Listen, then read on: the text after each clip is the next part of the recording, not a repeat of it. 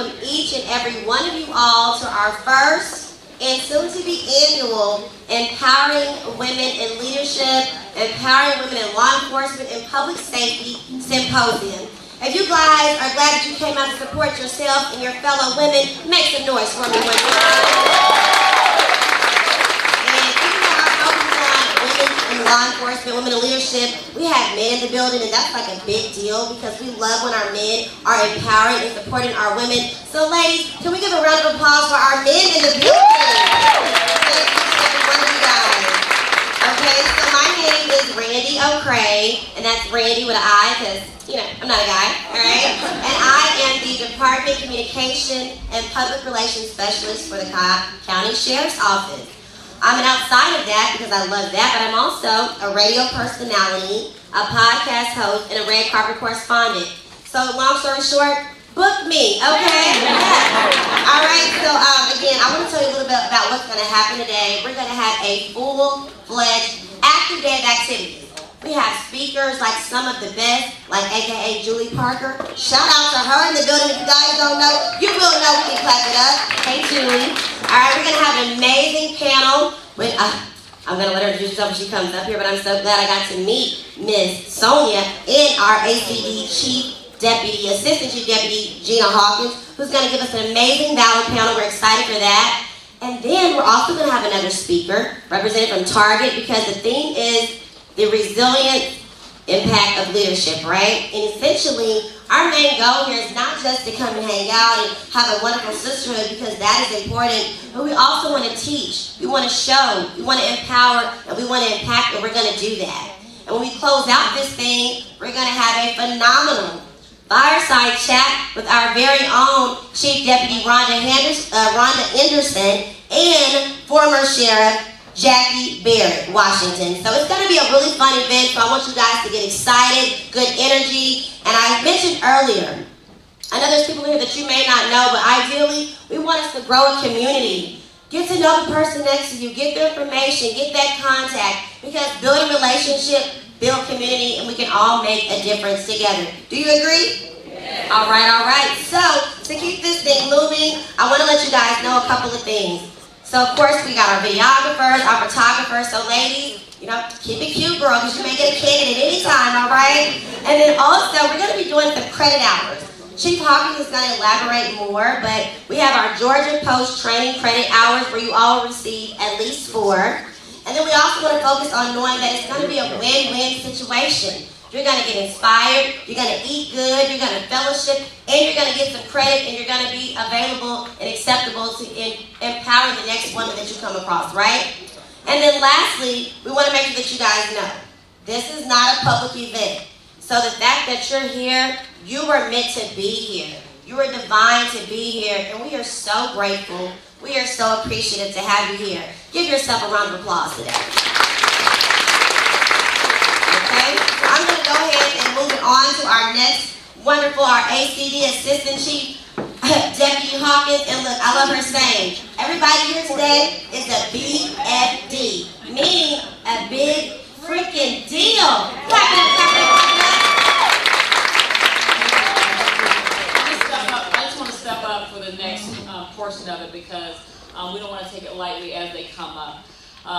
First person who's going to come up is going to give you greetings. Happens to be Dr. Jacqueline McMorris. Why she is a BFD is because she is the county manager for Cobb County, the entire Cobb County.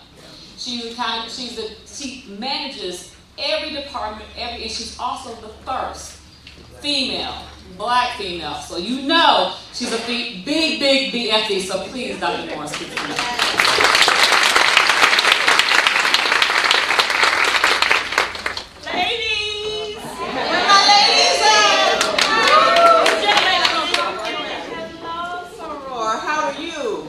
My divine nine.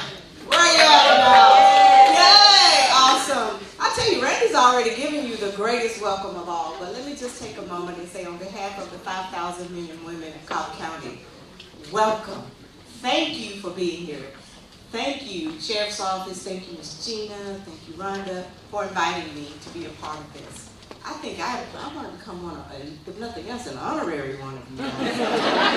I am so excited to be here, just to be in your presence. To be in your presence is important because we are mothers, we're sisters, we're caregivers, we're aunts, we're all the things, but more importantly, we are anchors in love. We are anchors for each other. And sometimes we don't stop to think about how important it is for us to just take a moment and just say, thank you to God, because but for him, we could not do all of these things. In the middle of that, we're caregivers, as I said before. Many of you, like I was, are caregivers. Take a moment today and give yourself some grace, some thanks. You are women of law enforcement. You are resilient women. I am so proud of you. I am so proud to look out there and know that there's women out there who are doing the things. You are doing it. Thank you for your service. And I just want to share one thing as part of my brief welcome to you. I was part of a ceremony for the first time of a young woman who was in the Air Force. And she's here in Cobb, and she was a recruiter. And she invited me, and I don't know the military term, but she's been transferred to Texas. And she invited me to be a part of her farewell ceremony from Cobb to go to Texas. I'd only met her one time, and it was at a Live Safe Resources event. It was a gala for Woman of the Year. I met her in the elevator at the Renaissance Hotel here in Cobb. And I'm wondering, well, why is she inviting me to her farewell? I've only met her one time. And so when I got there yesterday morning, she said, you don't know what an inspiration you've been to me and for me. And in my mind, I'm going, really, what did I do? You know, like, geez, what did I do? And she said, you may not remember, but on the night of the gala, you met me in the elevator, and you were kind to me. You looked at me and you saw me. And she said, as a woman in the military, amongst all of the other women who were nominated to be a part of the Women in this Academy, I didn't seem to fit because everybody else was in roles that are typical for a lot of women, right? And we don't travel in the same social circles. I share that story with you because she shared with me, but for you, I didn't fit in. I didn't think I even belonged. But you looked at me and you saw me, and you talked to me. I say that, ladies, women of enforcement, because you never know the power that you have being in someone's presence. Do the best you can every day to lift each other up, to fix on crowns, to be proud that there's someone who looks like you standing beside you, who has you. Thank you for being here today. Have a wonderful session today. I wish I could be with you all day. You make me proud, and I could not be more proud of the Cobb County women who are in law enforcement, because every day they make their sheriff look so good. And he looks good already. I told him, I said, you know you in heaven. You know you in heaven today spending this time with all these beautiful women. Thank you so much. Have a wonderful day. And if I can ever be of service to you, I'm one phone call away. Thank you, Ms. Jean. I appreciate you.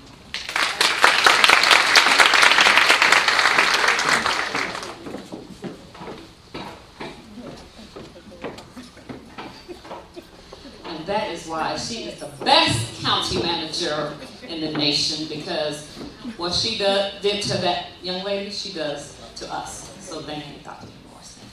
She does see us. So the next person, of course, is going to bring a welcome is our leader, my sheriff, because I live in the county as well. And he's really kind of like my big brother, because he's a good worker.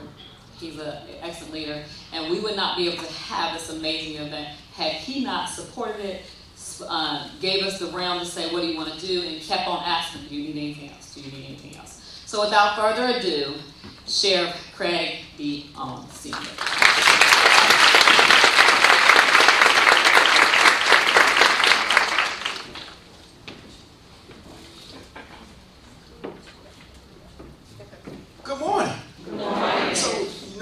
walking around with this phone in my hand all morning, right? Because I'm so nervous to be in the presence of all you. This greatness of it. So let me do this before we get started. How about you just stand up and introduce yourself to somebody in your chair you don't know? Because I think it's the best thing to do. We got so many different people from all over the city and the metro. Just stand up and say hey to somebody you don't know. Come on, let's do it.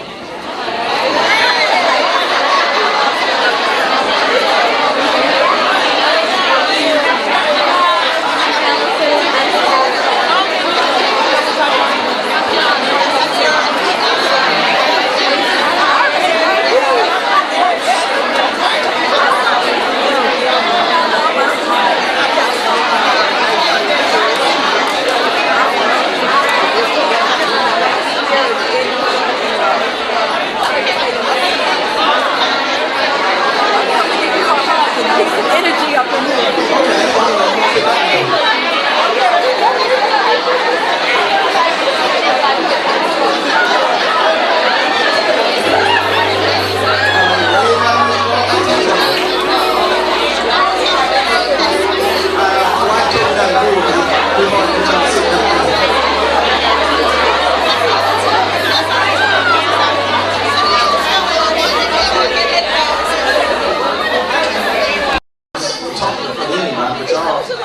Y'all got me nervous this morning for some reason. I don't know what's going on. All these powerful women in here.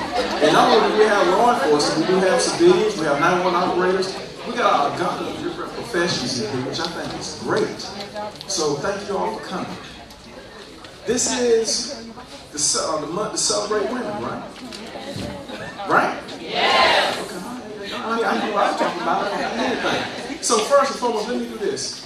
Let me start this off by celebrating my wife, who's here tonight, for celebrating her woman.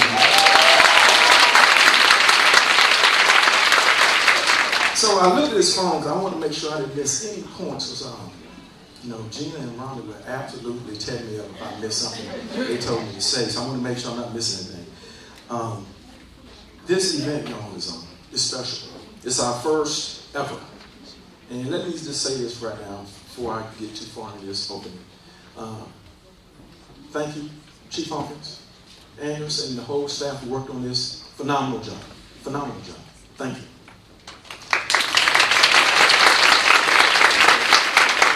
For all y'all who don't know a lot about Cobb Sheriff's Office, and I'm a little biased, I'll tell you from it. I like to say we got one of the best sheriff's offices in the state of Georgia. I sincerely believe that. But I think another thing I think is important. Not only I think we're one of the best sheriff's offices in the state of Georgia, not the best. We're one of the most diverse, not only by race, but by gender as well. I remember when I started being in law enforcement over 30, well actually this is my 35th year. June makes 35 years to me in this profession. But I remember when I started, we had very few women in this profession. When I started with the PD 30 plus years ago, very few. I can count on my hands. So you can see how women in this profession have grown, specifically here in Cobb County, and specifically at the Sheriff's Office. Our command staff, if you didn't know, we have women of rank,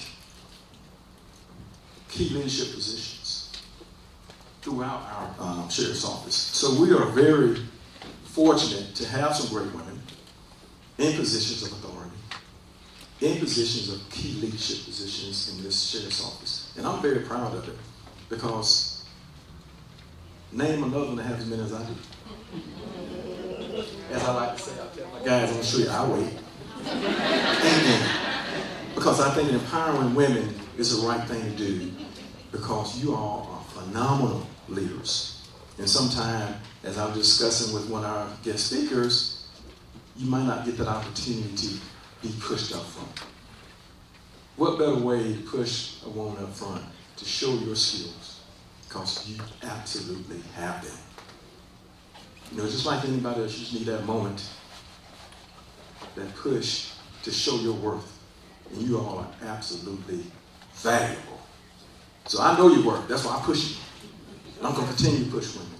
I'm going to continue to push minorities because I think it's the right thing to do. Anything everybody needs is a chance. That's all we need is a chance. So, with that being said, I'm going to make sure I didn't miss this last point that Gina told me to say.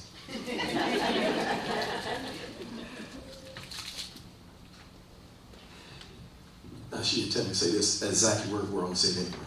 Do y'all know this year that Chief Hawkins will be the incoming president for Norway? Absolutely phenomenal. And she worked for the sheriff's office. Ain't God good? Don't she make me look good all across the United States? Don't you get to talk about your sheriff and get that either. I'm just kidding. But ultimately, ladies and gentlemen, I want to welcome you to Cobb County and welcome you to this event because it is an extremely important event. You have some phenomenal speakers set up for today. You have a great day planned. Thank you for the sponsors that's here today who here that sponsor this event for us as well. Thank you so very much for that. I will call them out, but there's so many, so I know I missed them. I don't want anybody to get mad at me. I just say sponsors. You can look at some of the banners. But before I get off this stage, I'm going to give it to my boss who's always telling me what to do so she can give a welcome to you all as well. Jan. Good morning. Good morning. Let me say it again. Good morning. Good morning. All right, there we go. As I stand here, let me be honest. I was not expected to do or say anything but nod and wave a hand. But then I was told, no, you should say something. And I go, say what? I'm not in law enforcement. I then hear, you're smart. You'll know what to say. I was like, you know what? I'm a woman. Of course I'm smart. So welcome, distinguished guests. I am Sharon Owens, and I am, as the saying sort of goes, behind every great man, as you saw earlier, stands a greater woman. So I just want to say thank you to all of you for your service. It goes without saying it's very important that we have those women who are serving. You mean so much to the community. You do so much to the community. As it was shared earlier, we wear many hats. But today, the hat that you're wearing in law enforcement speaks volumes. I applaud your work. I applaud your commitment. I applaud your time. So thank you again. Thank you for your service, woman, for being a wonderful, outstanding, magnificent, awe-inspiring, and nobody can do it like you. Woman of resilience who wear many hats. I hope you enjoyed this program today. I thank you, Gina, for this opportunity. It was a brainchild that I thought would be a wonderful thing to acknowledge those women. And when he mentioned that was your vision, your comment, I was like, wow, that is awesome. She's going to really make this be something outstanding. So sit back and relax. I know what is in store is going to be very, very good. And I just got one thing to say. Oh, welcome in.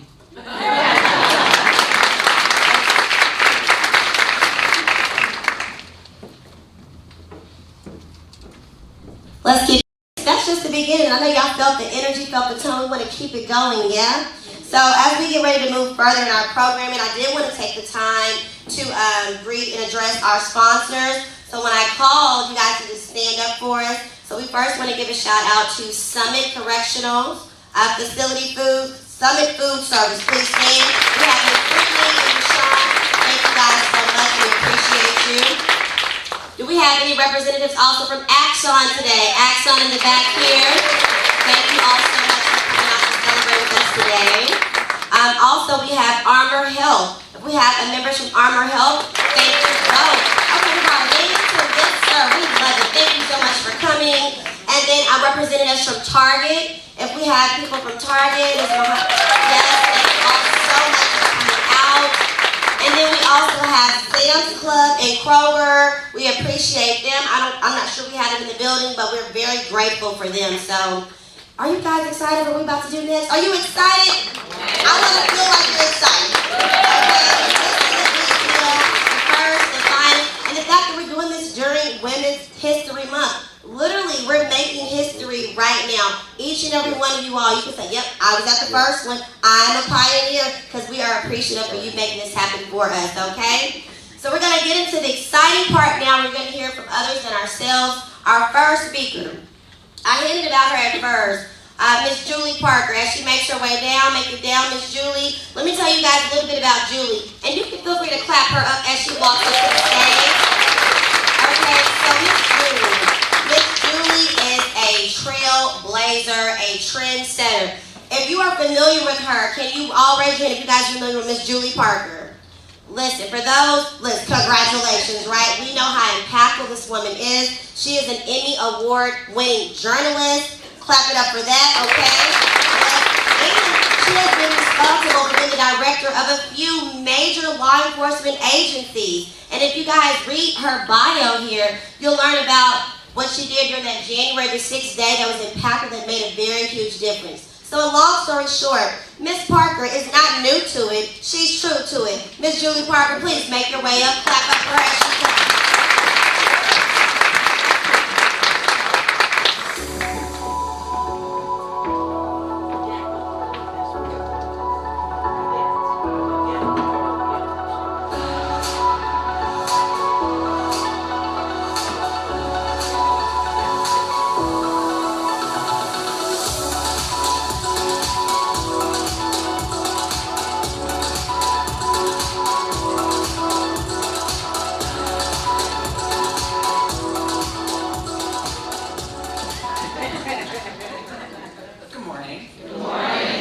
It is awesome to be with you, and it's wonderful to have some very familiar and friendly faces in this crowd. I hope to know a lot of you before I have to leave for the airport again today. And my voice is a little shaking because I'm about to share a story that I've never shared publicly. And I debated whether I should do it, and I consulted with my vice president, who is a retired police chief. And Christopher Menino, just to give you a sense of who he is, he's a sensitive one in this relationship. If we have to help a police department write a sensitive release, let's say there is a dog shooting, and we all know in this room that no one wants to have to do that.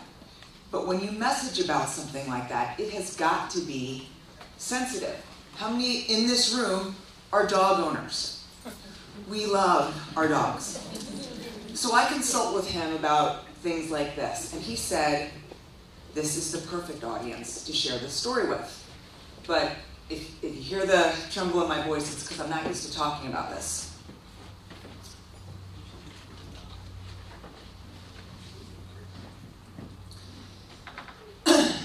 When I was the media relations director for one of the departments where I worked,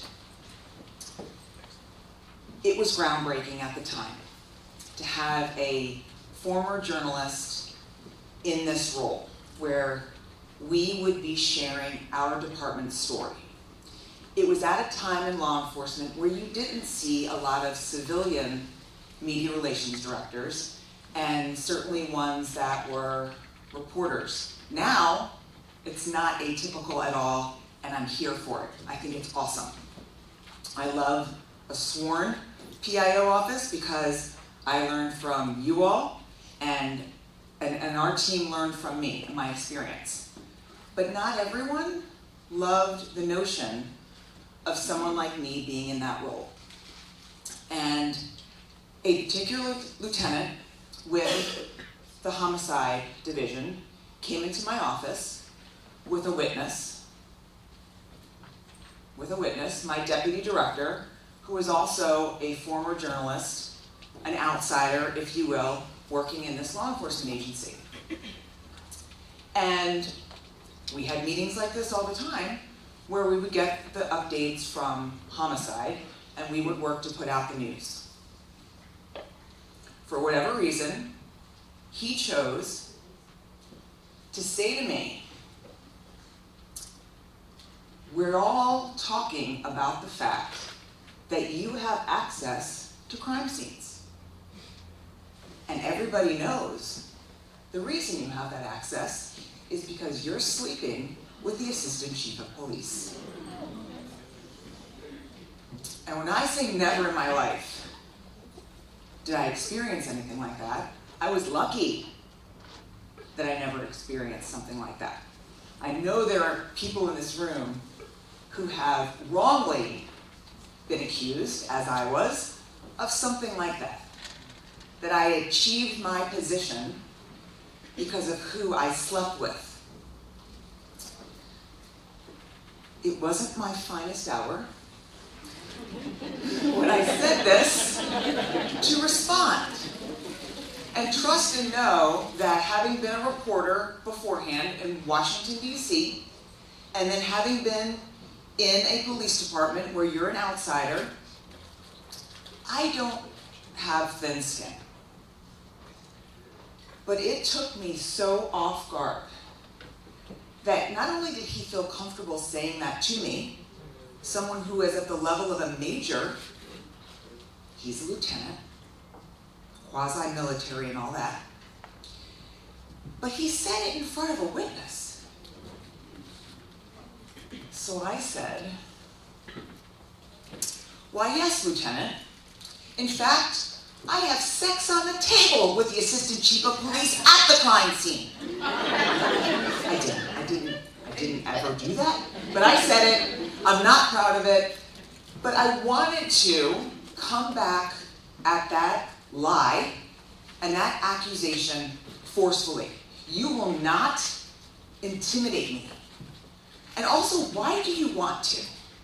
How do I affect your life other than to put out the news about your division and make your detectives look good for the work that they do relentlessly, men and women who work for him?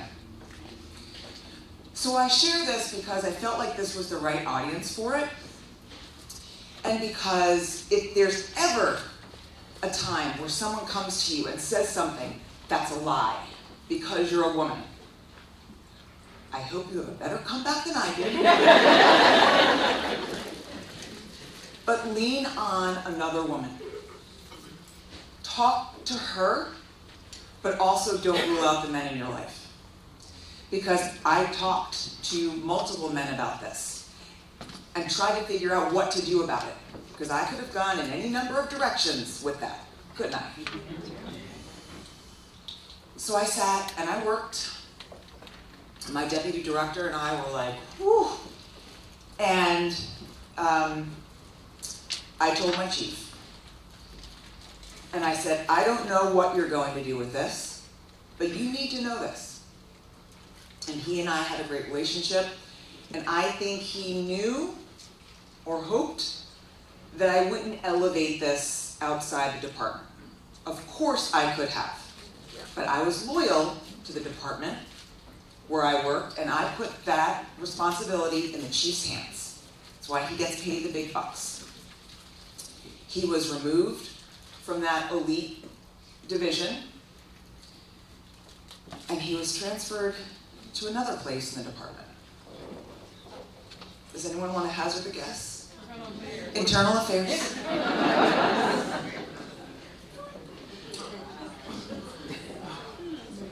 I did what I needed to do. I shared it. He was out of my life. He was out of my life.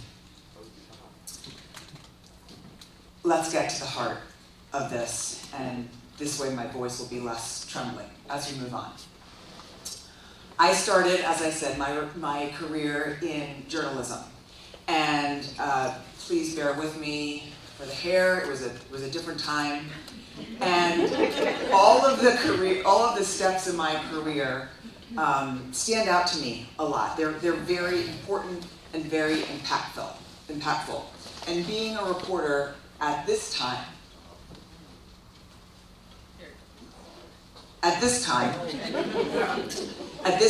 in the DC area, when the Beltway sniper struck, was an incredible thing to experience. I was the first reporter on the air in Washington, D.C. with this news. And I share this, not trembling with this crowd, that for whatever reason, as a reporter who's new to this station, they put me on the air first and had me take information from a veteran male reporter.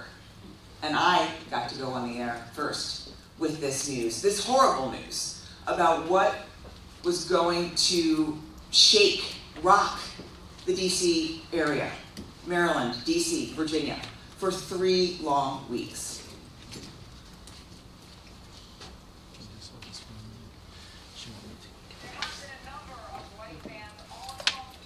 That have been stopped by police officers, a number of people calling in. In fact, so many people that, as Andrea mentioned, they're inundating the system. Don't call 911 unless you feel that you have solid information about a white box truck, either an Isuzu or a Mitsubishi. Right now, we're outside the Mobil station where less than 4 hours ago, a man was shot and killed, one of 5 people killed since last evening. We're at the corner of Connecticut Avenue and Aspen Hill Road. As Lisa mentioned, part of Connecticut Avenue is shut off. There is a lot of police activity coming and going from this area, and it would be very helpful to police officers if you can avoid this area. It's a very commercial area, lots of shopping centers, but if you could stay away, that would help them out a lot. A lot of rubberneck going on, and that is not what they need at this point. Just up the road from me, a command post has been set up at a nearby church parking lot. We're seeing police car after police car flood into that area, a large bus set up there, some fire trucks, and that is where we will go to collect all our information. Chief Moose said he'll give us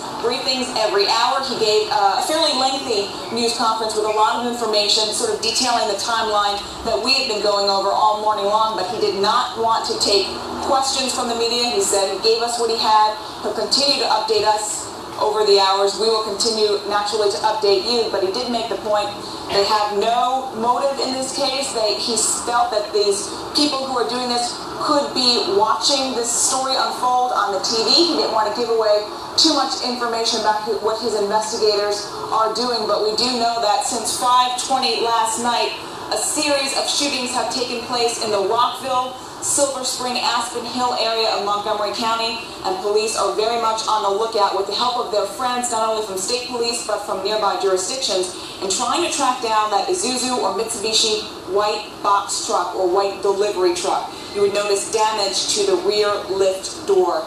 If you see that, there's also some black lettering on it, though we don't know what kind of lettering, what it spells out, and unfortunately we do not have a license plate number on that truck. That's the latest from here. Back to you.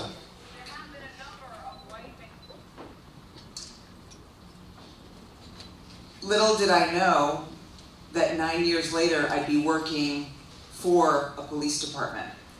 And when I started my first job as a media relations director, unlike many of you who are sworn, I had no training, zero, zilch, none, on how to be a police media relations director. I'd cover plenty of law enforcement matters, but no one trains you, or at least hadn't for me, how to do this job. So I had to figure it out. And what I chose to do was to take what I'd learned in the field as a reporter and on the desk as an anchor and apply it to this new job. And I'd watched and covered hundreds of news conferences by the time I came over to the department. And when you watch, you learn. You take away the good, and you note the bad, and you try to figure out what will resonate. And without realizing it, I was employing a philosophy that we now use at Julie Parker Communications. About 80% of our business is law enforcement. And we work with agencies, whether it's during the crisis, we train them to avoid the crisis, they're on retainer so we can help them with crises, and just regular stuff. Talking points and news releases and social media.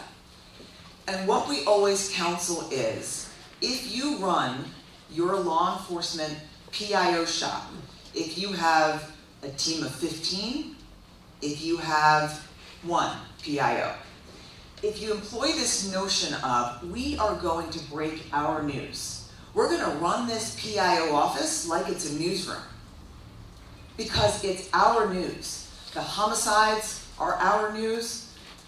The line of duty deaths are our news, and everything in the middle is our news to break. We don't need to, says the former reporter and anchor, be beholden to the media. We don't need to wait for them anymore because we have social media. We have the ability to communicate.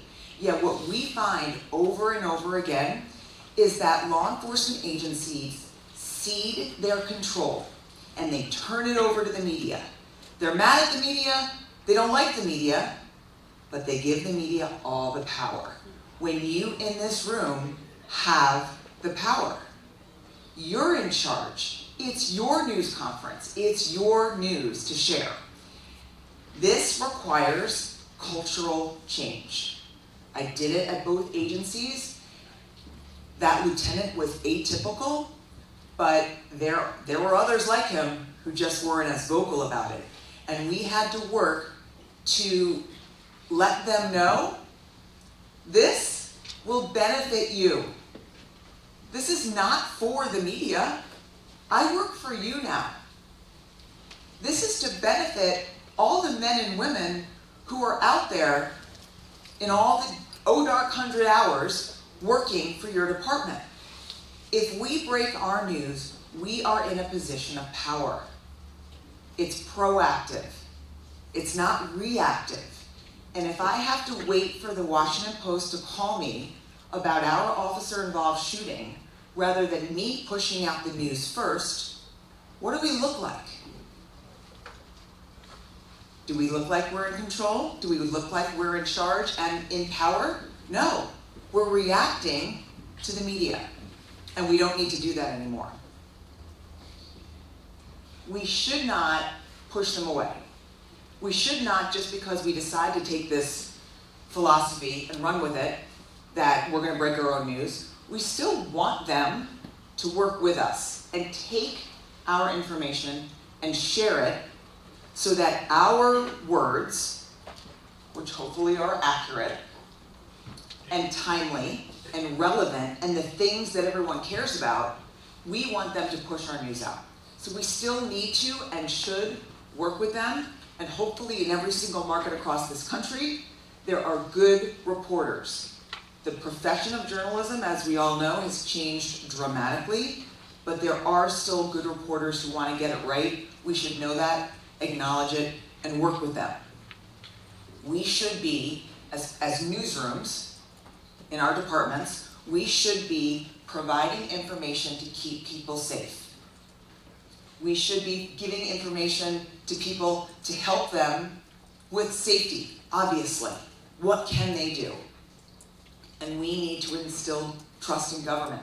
We're at a time in this country where that is lacking dramatically. I'm sure you all have felt it. If you have this mindset of, we're going to break our news, we're going to race to beat the media, it'll start to become habit. It'll start to become muscle memory. And when the crisis hits, and you're about to watch the crisis, you don't have to work hard to figure out, what is it again? When do we post? Who talks to who? How do we do those internal notifications? Who's calling the county? You know it. You know it because you've lived it day in and day out. And when this horrible day hit our department, I was about 5 years in. And 5 years of muscle memory at a large suburban Washington, D.C. police department is lots of sets and reps. And when you have that practice, things like this, from a communications standpoint, can go off without a hitch.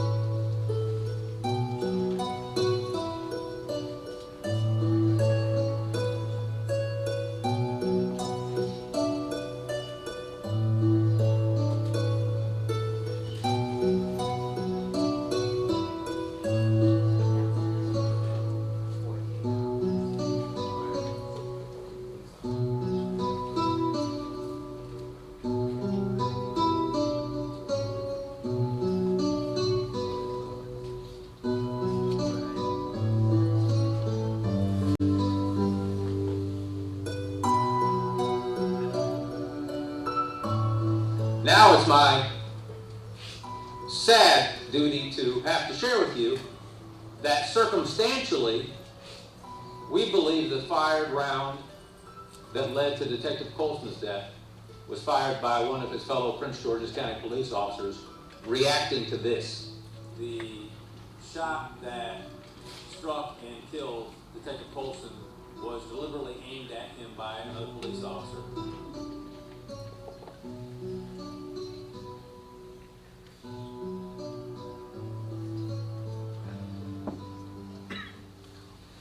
To be ready to communicate in a crisis, it has to be muscle memory. Because on a day like this, when it is utter chaos and your news that we broke is national news within 60 minutes live on ABC News, the pace with which the media comes at you, the public comes at you, social media comes at you, if you're not used to communicating in that sort of newsroom-like fashion, it's going to be much more difficult for you to manage the crisis. Just a chance to show some really good abs that I wish I had. How many of you have a plan? Raise your hand. You don't have to read all this minutia, but how many of you currently have some sort of crisis communications plan? Raise your hands up high. It's not common to have one. If you don't have one, do your people have one here? Does everyone know what to do? And I will be perfectly honest, we didn't have a written plan because it was right here. And then I instilled it in other members of our team. And we knew what we were going to do. And also, I don't like to read a bunch of stuff. I like to do the stuff. But if you don't have strong communicators, because your sheriffs and your chiefs are going to be too busy, think seriously about putting a plan together. We do this, but you can get it for free-ish by Googling a framework for a crisis communications plan. You're going to have to fill in a lot of blanks, but it's better than nothing. Having that plan to figure out things like, how do we get notified when there is an officer-involved shooting? What if it happens in a neighboring jurisdiction? How are we going to manage it then? These plans help with that. Okay, I told you to Google it if you want a free one. Make sure these 3 things are part of that plan. What's your goal? Why do you have, some lady at the symposium told me to have a plan? No. Why do you have a plan? Because you want your communications to go as smoothly as possible. But what are the goals in there? We want to beat the media if we can. We want to be accurate. We want to communicate frequently with helpful, relevant information. Those would be some examples of defined goals of your plan. Who are the messengers? Can anybody in the department speak? What happens when the sheriff's away and the deputy sheriff's away and the thing happens on July 4th? Who is allowed to message in a crisis? And how will the information flow? Not just internally, but what about the elected officials? What if something happens at a school? How do we communicate with the school system? A plan makes you think about these things and makes you get into the minutia. A couple of goals to think about. Obviously, we want to keep everybody safe. We want the public, hopefully, to work with us in a crisis. I'm not going to read you every little bullet point, but you get the gist. Who is your audience? Who is your audience in a crisis? Shout it out. Everybody, the community. Who else? Law enforcement? Internal. Who said internal? Your internal audience. You can lose them like this if you message externally, let's say about an officer who was injured. They find out via X, used to be Twitter. They're not going to be happy if they find out that way and not from you. Think about your internal audience and your electeds. Who are your messengers?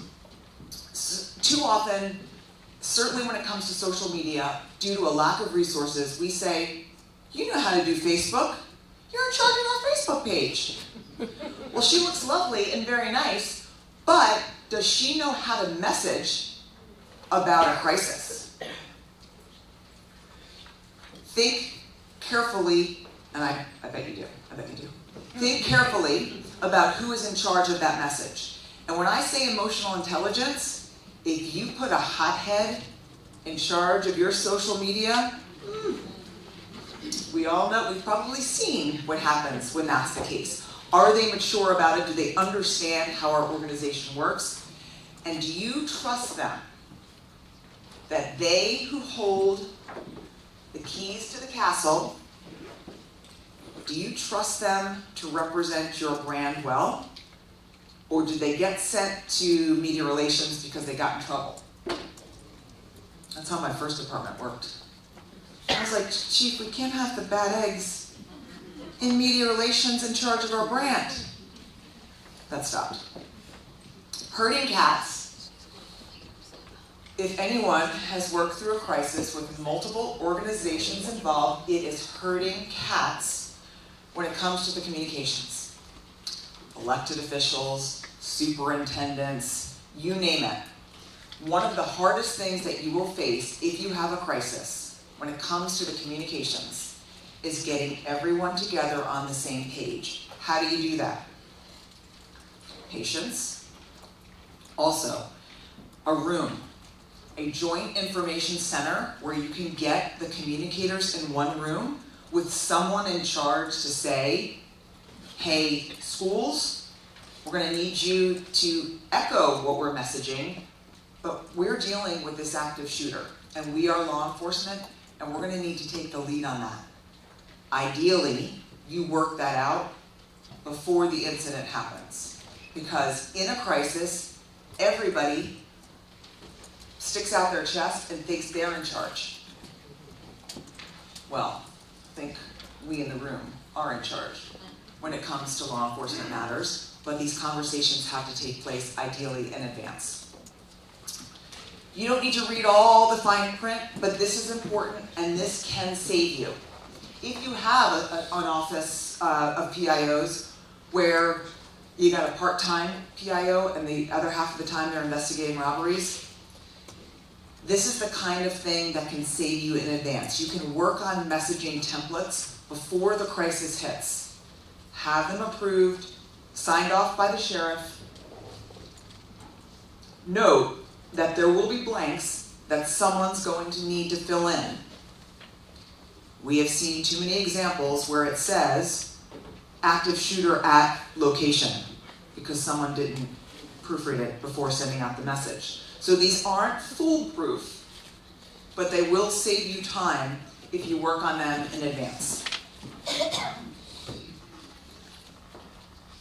You can do the same thing with news releases. And I would challenge you right now, if your news release starts with, on this day, at this time, at approximately 11:11 a.m., blah blah blah, the 100 block, I'm gonna challenge you to rewrite your news releases. Unlike a police report, that's blah blah blah blah blah, and then the juicy stuff's at the bottom.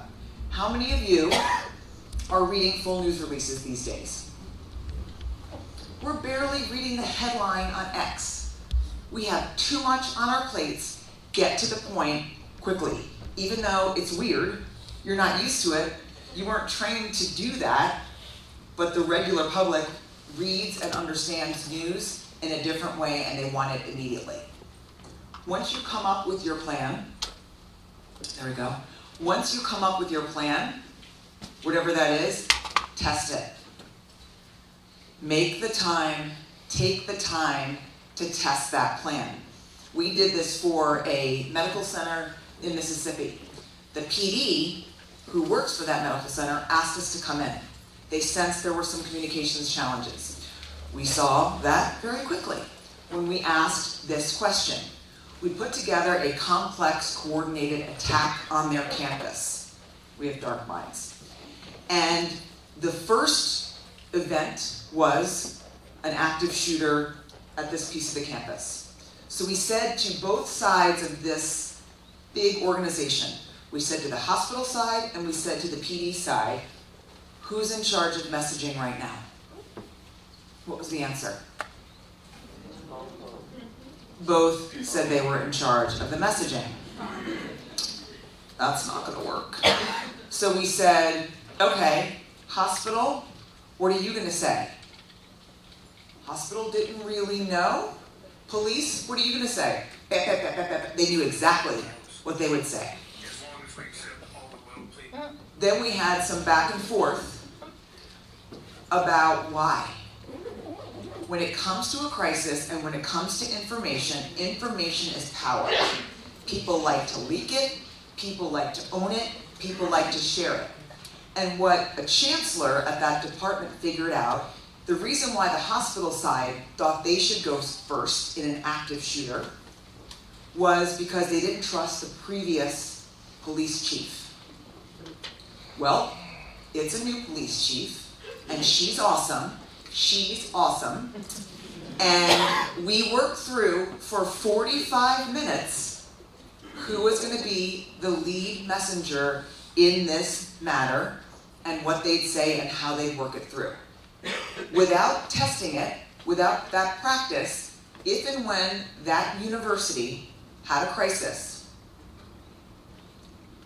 if both sides are messaging at the same time with mixed messages, how does the medical center feel about the information they're receiving?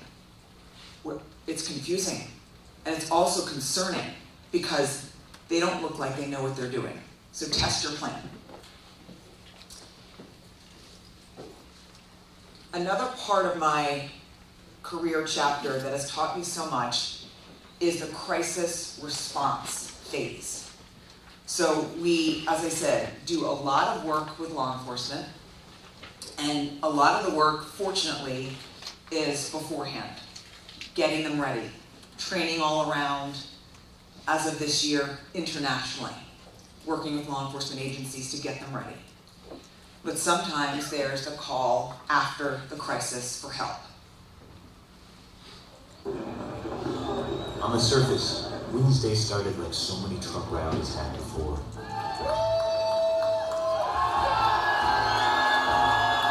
But the anger and the tension felt more intense. Congress was about to confirm Joe Biden's presidency, and most here were convinced it was a fraud.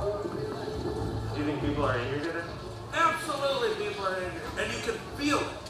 You can feel the rage, the madness. Before Trump's speech was even finished, many were already making their way to the Capitol.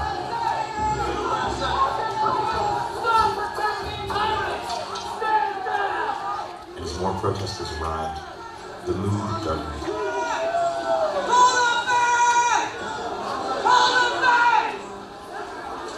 We're here at the Capitol steps. Right after the first speech was finished, people started filing over here. And you start pressing against the Capitol. Police are spraying mace and pushing the lines back so we're going to move forward. USA! USA! USA!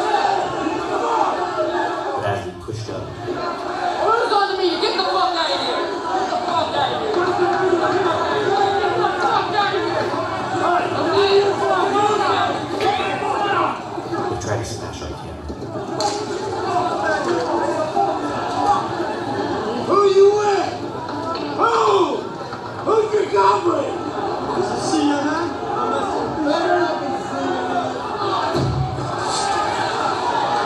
Police started throwing flashbang grenades and spraying mace.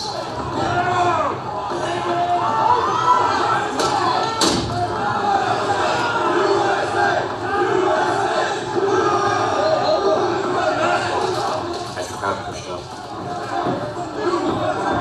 one man flashed his handgun at the group of journalists.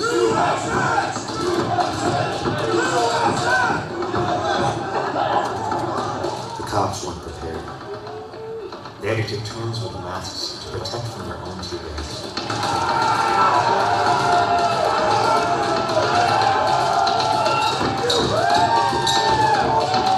The defense lines quickly fell apart.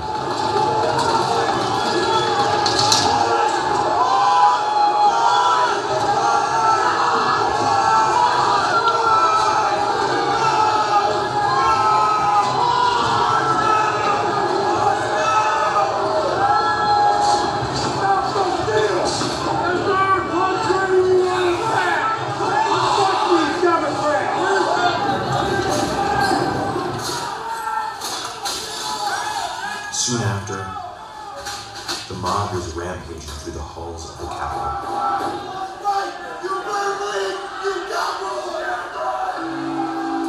From what we saw on Wednesday, the MAGA anger is at a new level. And with Trump now banned from Twitter, and plans already circulating for future marches on the Capitol,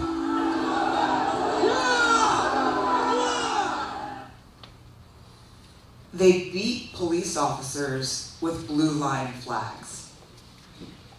They sprayed them with bear spray, and they attacked our Capitol.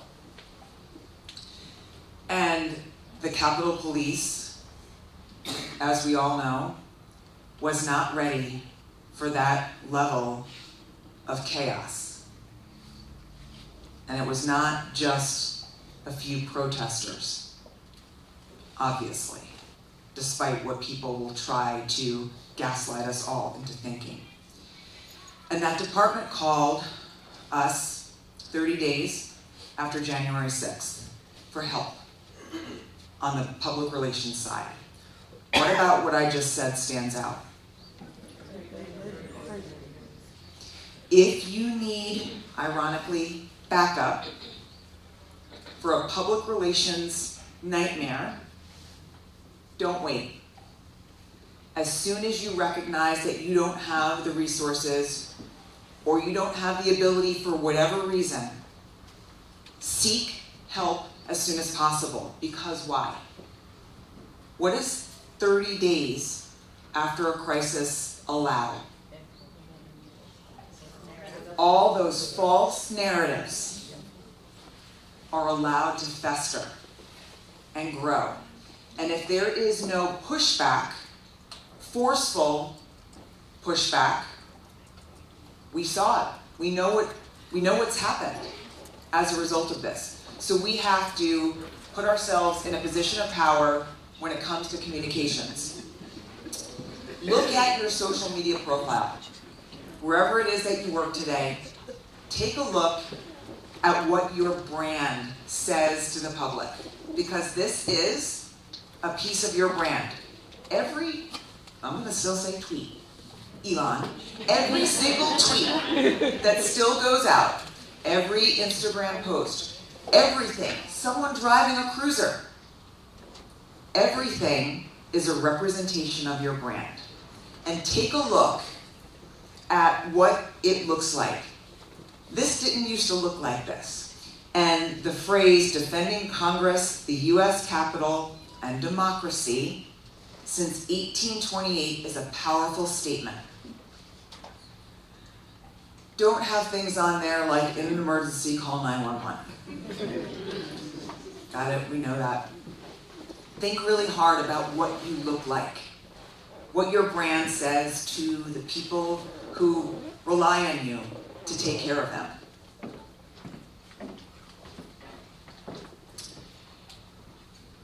Going back to that 30 days concept, when the headline is law enforcement absent from cameras as questions about the attack mount, for a civilian in the room, what does that headline say to you? What do you think? They're not prepared. They're not what? Prepared. They're not prepared, and what else? Hiding. They're hiding. Okay, but why? Why are they hiding? Is the assumption. They screwed up, or in other instances, are they involved? And so you'll hear all sorts of reasons about, pick a crisis, where law enforcement might be inclined to say, we can't talk about it yet. We're not ready, it's not done, it's under investigation. We know it's under investigation. But you can still talk. There is always something you can say. If all it is to say, this is what the process is like when this kind of event happens, that process is underway, we're going to communicate with you in this kind of fashion, you have at least come out and said something. You have said, we are here, we're not afraid, we're not hiding. Ask yourselves, are we in a position to be able to do that. And we know what happens. This is a dramatic example, but we know what happens if we go dark in a crisis. I wish someone had handed me this checklist when I left Channel 7 in DC and I started at my first department. But remember, I wasn't trained. All of you get a lot of training, not trained at all. The order in which this checklist occurs matters. I have learned and I have seen, if you do things out of order, it's going to screw up the comms process. For example, number 9, issue news release. Sometimes there is a feeling that we need to rush to the news release. We don't need to do that anymore because we have social media.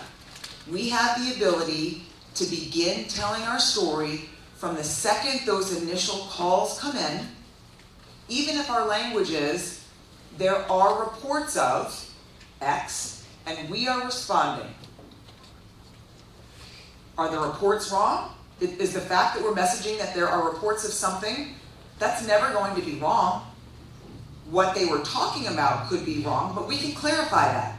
We're responding for reports of X, and we're putting our stamp on the fact that we're on the case. And we're going to keep messaging. And that means that you don't have to listen to Joe Blow on Twitter. You can listen to us instead. And we become the real source of news. 3 things to know during the crisis. I mean, there are a lot of things, but 3 minimum things to know that you can support your sheriff with, your chief with, that you can put on social media. Number 1, seems awfully obvious. We're going to define the problem. One of the case studies that we do is about a mass shooting at a mall. And the first tweet that came out, some 46 minutes after the shots were fired, P.S., he's already dead, killed by a heroic police officer responded. Nevertheless, the first message to the public, 46 minutes later is, avoid the mall, active investigation underway. What's an active investigation at a mall? Sheriff Owens, give me an example. It could be anything. Shoplifter. Sure. Shoplifter or active shooter. Define the problem. For some reason, there is a hesitancy to say what it is. For fear, it could be wrong. I understand the fear. That's why we couch the language with, there are multiple reports of X. We're on the way. It'll never be wrong. Number 2, what are we doing about the problem? It's not just, there's an active shooter at the mall. You are, I'm not, the cavalry. You all are coming in to stop it. So don't be shy about saying what you're doing about it. Every available resource is responding to the mall. That's what we're doing about it. The headline from law enforcement shouldn't be, there's an active shooter. Cobb County Sheriff's deputies are responding to an active shooter at the mall. That's what we say. And finally, what do we want the public to do about it? Stay away, shelter in place, await officers' guidance, tell them what to do. Because you know what they're doing as they're waiting for guidance? They're scrolling. Scrolling and scrolling and scrolling. And in that instance, they never heard from the department before the threat was over. The guy had long been dead, and they had no idea, and they had no guidance from that department about what to do. You have the ability. Going back to, here's an example, going back to Capitol Police, what they're doing now. What's the problem? A suspicious vehicle. For Capitol Police, that's a Tuesday. No big deal. What we're doing about it, we're responding. Finally, what can the public do? Stay away and follow. The language is very clean. It's very simple. The graphic looks good. What are we doing? We're responding. And I don't know that the folks in the back can see the stats. But again, this is a pretty basic tweet for the Capitol Police. 1,234 retweets about a suspicious vehicle. 2,100 likes about a suspicious vehicle. What we found was that after there was such silence, because they hadn't used their social media pages for years prior to January 6th. They didn't even have the ability to use them on that day. What we found was basic information was gobbled up in earnest by the public. They were so interested in hearing about what this department was doing. It was remarkable. I've never seen anything like it. It's notable. We often get asked, how often do you message in a crisis? And we often say, pretend your mom is in the midst of that crisis. How often do you want mom to know what's going on? And that immediately changed. Oh, a lot. I want mom to know everything. Something along the lines of 15-ish to 30-ish minutes, depending on the length of your crisis and depending on how much other information you've already shared out.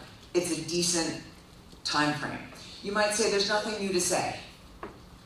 There's always something to say. More responding agencies are on the way. We have started to open up the east portion of the mall.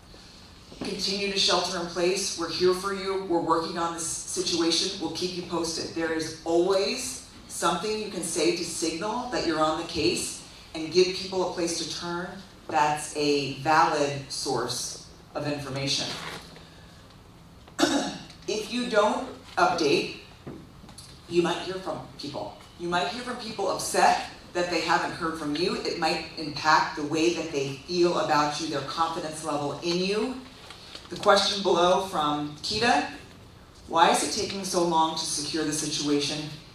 Is there a more recent update? You don't want people to feel like you've forgotten about them. Are you busy? 110%. Can you identify today someone else outside your agency? If you don't have enough communicators and enough backup, is your health department PIO a rock star? Is your county PIO a great communicator? Can you work out something today in the event of a major crisis? Can you serve as our backup? Because a good communicator is a good communicator. And if they need guidance on what they can push out, you can give that to them. But the key is to identify that person in advance, because we all know the bad thing happens at 2 a.m. on July 4th, and when the sheriff and the deputy sheriff are on vacation. Not that the sheriff ever takes vacation. Don't forget to close the circle. When the critical incident is resolved, or even when a less critical incident, when you got the bad guy or girl, share that final piece of the puzzle, because we want to be the communicators that people turn to. We don't want to make them go to the media. Oh yeah, the media's reporting and it's fine, they got it covered. We're not giving up our control to the media. We're working with them, but we're not giving them all the control. We have the ability. How many of you have watched a news conference that starts with, I'd like to thank the ATF, the DEA, the FBI, the ABC, the 1, 2, 3. Thank yous aren't news. I recognize that people high up on the food chain, for political reasons and to maintain those great relationships, feel the need to say thank you. Totally fine. But don't kick off your news release, your news conference, with the thank yous to everyone who responded and did their job. That's what you all do. You show up and do your job. Save the thank yous for the end. And just think about, if it's called a news conference, if it's called a news release, we push the news up top. Thank yous aren't news. Social media is a great place to put out those thank yous. It's also an opportunity, because we have control of our social media platforms, it's also an opportunity to highlight our own people and to share examples and photos of the work that they did and to thank them and to tell the public what they've done. How many of us are good at internal communications? It's really, really easy in the midst of a crisis to forget our own people. Does everyone right now know who's in charge of communicating internally in a crisis? Right? If you don't know right now, guess what you're not going to know during the crisis? You are not going to know then. You can leave this symposium today and say, I need my chief of staff, I need my XO, I need whoever to be the one who flags it to me at the top of the food chain. Sheriff, don't forget we gotta send a message out to our people, because it's easy for that to get lost. How many of your agencies employ the need to know basis? You're gonna find out information only if you need to know. You don't have to raise your hands because I don't want you to get in trouble in case your bosses are here. But think about this. Let's say there's a policy change. And the policy change only involves the folks in evidence. Does it really only involve the folks in evidence? Doesn't someone on patrol potentially need to know about evidence? Is there a reason why if you change your policy, you can't tell the entire department, we changed our policy about evidence, this is why? It's not that hard. It just needs to be on somebody's radar, and that cultural change needs to start happening. Of course, there will be things that the sheriff knows that not every deputy needs to know. Of course. But try to think differently about your internal communications and whether more could be shared. Because what that does for your troops is say, I'm valued. I'm valued enough to know this information. How many of you in this room have a communicator on your department who is allowed a seat at the big boys and big girls table? Or are they in another room and someone's assigned, go tell Julie what just happened in the big meeting? What happens when we play the game of telephone? It gets jacked up. It just does. So our communicators have to be allowed to be in those huddles with the big guys and the big girls, because we think differently. I'm not going to sit down and start tweeting out everything that's said at that meeting, but if I hear all of the information, I think about it and process it differently than that deputy chief of patrol, because he or she is worrying about his or her officers. And I'm thinking, is there a way that we can share information at some point that will bolster these officers, that will highlight them? I might not be able to say it right away, but it's a little nugget that I'm storing away for later. Let them at the table. My first department, when I was a reporter, not yet working there, and I would roll up on a scene, I would get the, go over there. No meeting, no. And if that's your first encounter with a department, doesn't leave a great taste in your mouth. Now, in theory, that won't come out in your reporting, but if that's my encounter every time, I don't like you guys so much. You're not nice. 10 minutes at roll call. This is what we say when people roll up to the crime scene and want questions answered by a patrol officer. Sorry, the PIO is going to be reporting to First and Main, and he or she will be able to answer your questions. That's it. Totally different experience. I now look at your department in a different light just because of that encounter. A couple of examples of how we can improve our internal communications, which we all know, regardless of your profession, it's not strong enough. It can always be better. I just had a moment where we're adding more and more employees, and the way that we had been running things is that everyone had access to our accounting. For a variety of reasons, they had the ability to get into QuickBooks and have access to everything. And then there's another platform that we use that's a project management tool with all of this information in there. Well, because we're growing, we're like, no, that's gotta stop. We've gotta cut it off, we've gotta figure out a new way. We're moving so fast, just like many of the leaders in this room, that we did it.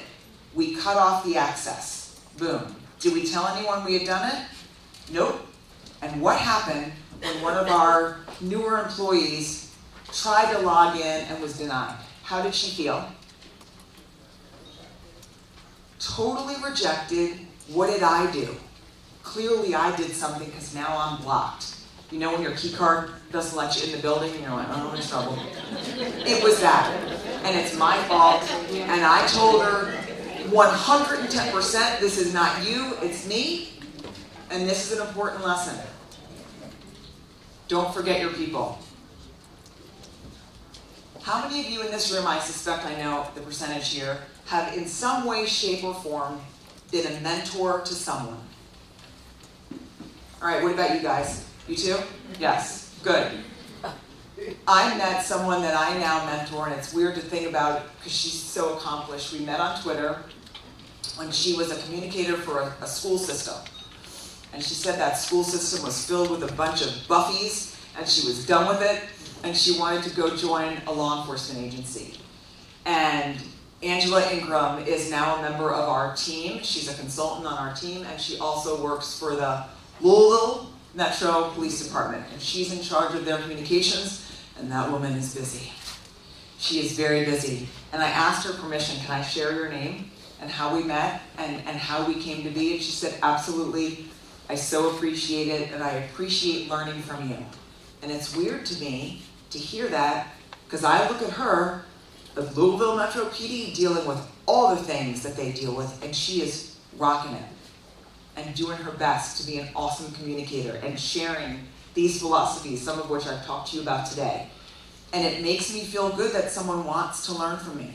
And there's so much knowledge in this room, there's so much experience that we should be sharing it. It's not that time consuming, and you can make a huge difference in someone's lives.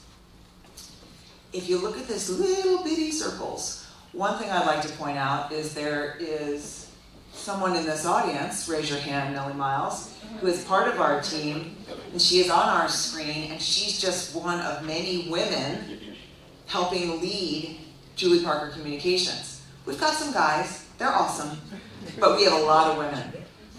And I don't know that I set out to do that, but I just know a lot of powerful, strong, smart, educated, awesome women.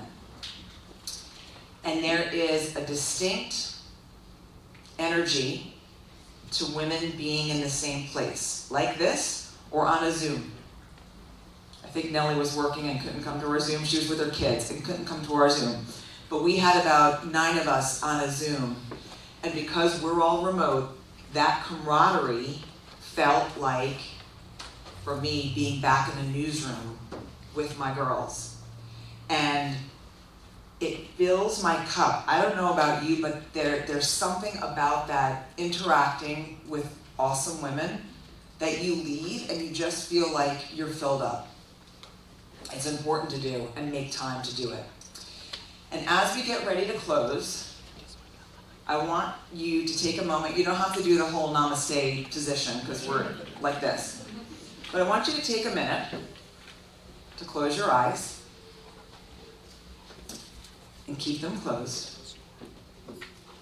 And think about, I know it's funny, think about, keep them closed. How have you, in the last week or the last month, helped another woman?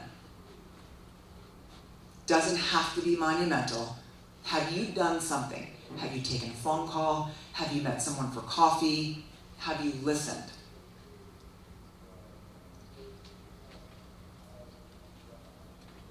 Do you feel better as a result of what you did for that woman? And if you thought it was no big deal, I want to tell you, it is. You're helping another woman, you're taking the time out of your busy day, and you're lifting us all up, and you're filling up our cups. You can open now, for those of you who weren't already peeking. I want to thank you for your time today, and I very much want to connect. There's nothing I like better than after an event like this, where I check my phone and there are all these notifications of people who are now connected to me in some way, shape, or form. I'm very active on LinkedIn. If you are sworn and you don't want to be on LinkedIn, I encourage you to peek on there at how many people have joined that platform. It is phenomenal. You will grow your network. You might not be in law enforcement forever, and it's helpful for you for the next step. I'm still on Twitter, still using the bird, not using the X, it's my little form of protest, and I do believe it's the best way to communicate in a crisis, and I encourage you to use it, even though it's a total hellscape. You can text me, you can call me, you can email me. I appreciate your time today, and I'd love to be able to kick off a symposium like this and have all of you in this room. And if you need any more information on Julie Parker Communications, you have it right here. Thank you so much for your time, and please stay safe.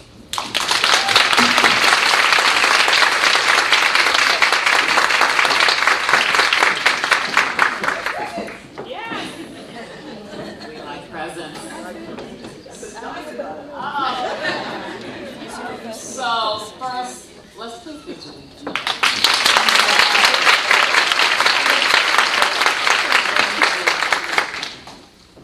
Julie, thank you. I know I've been with you for a while because I've learned about. So just a quick story. When I did my master's class, she was actually working for Prince George County at the time, and I had somebody in my class just talking about her. We were like, who is this Julie Parker person? He was the assistant chief at the time, and since then, she's done amazing things as you've seen. So thank you again for coming. On behalf of the sheriff and the sheriff's office and all of us, you too had a swag bag. Different from theirs, but here is this. Thank you, Julie, for being here, and this is a special gift from me to you.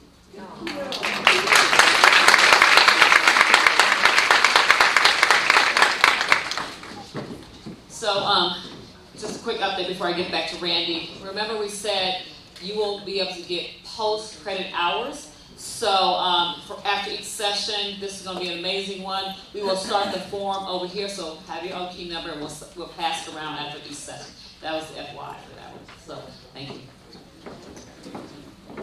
All right, let's give another round of applause for Julie.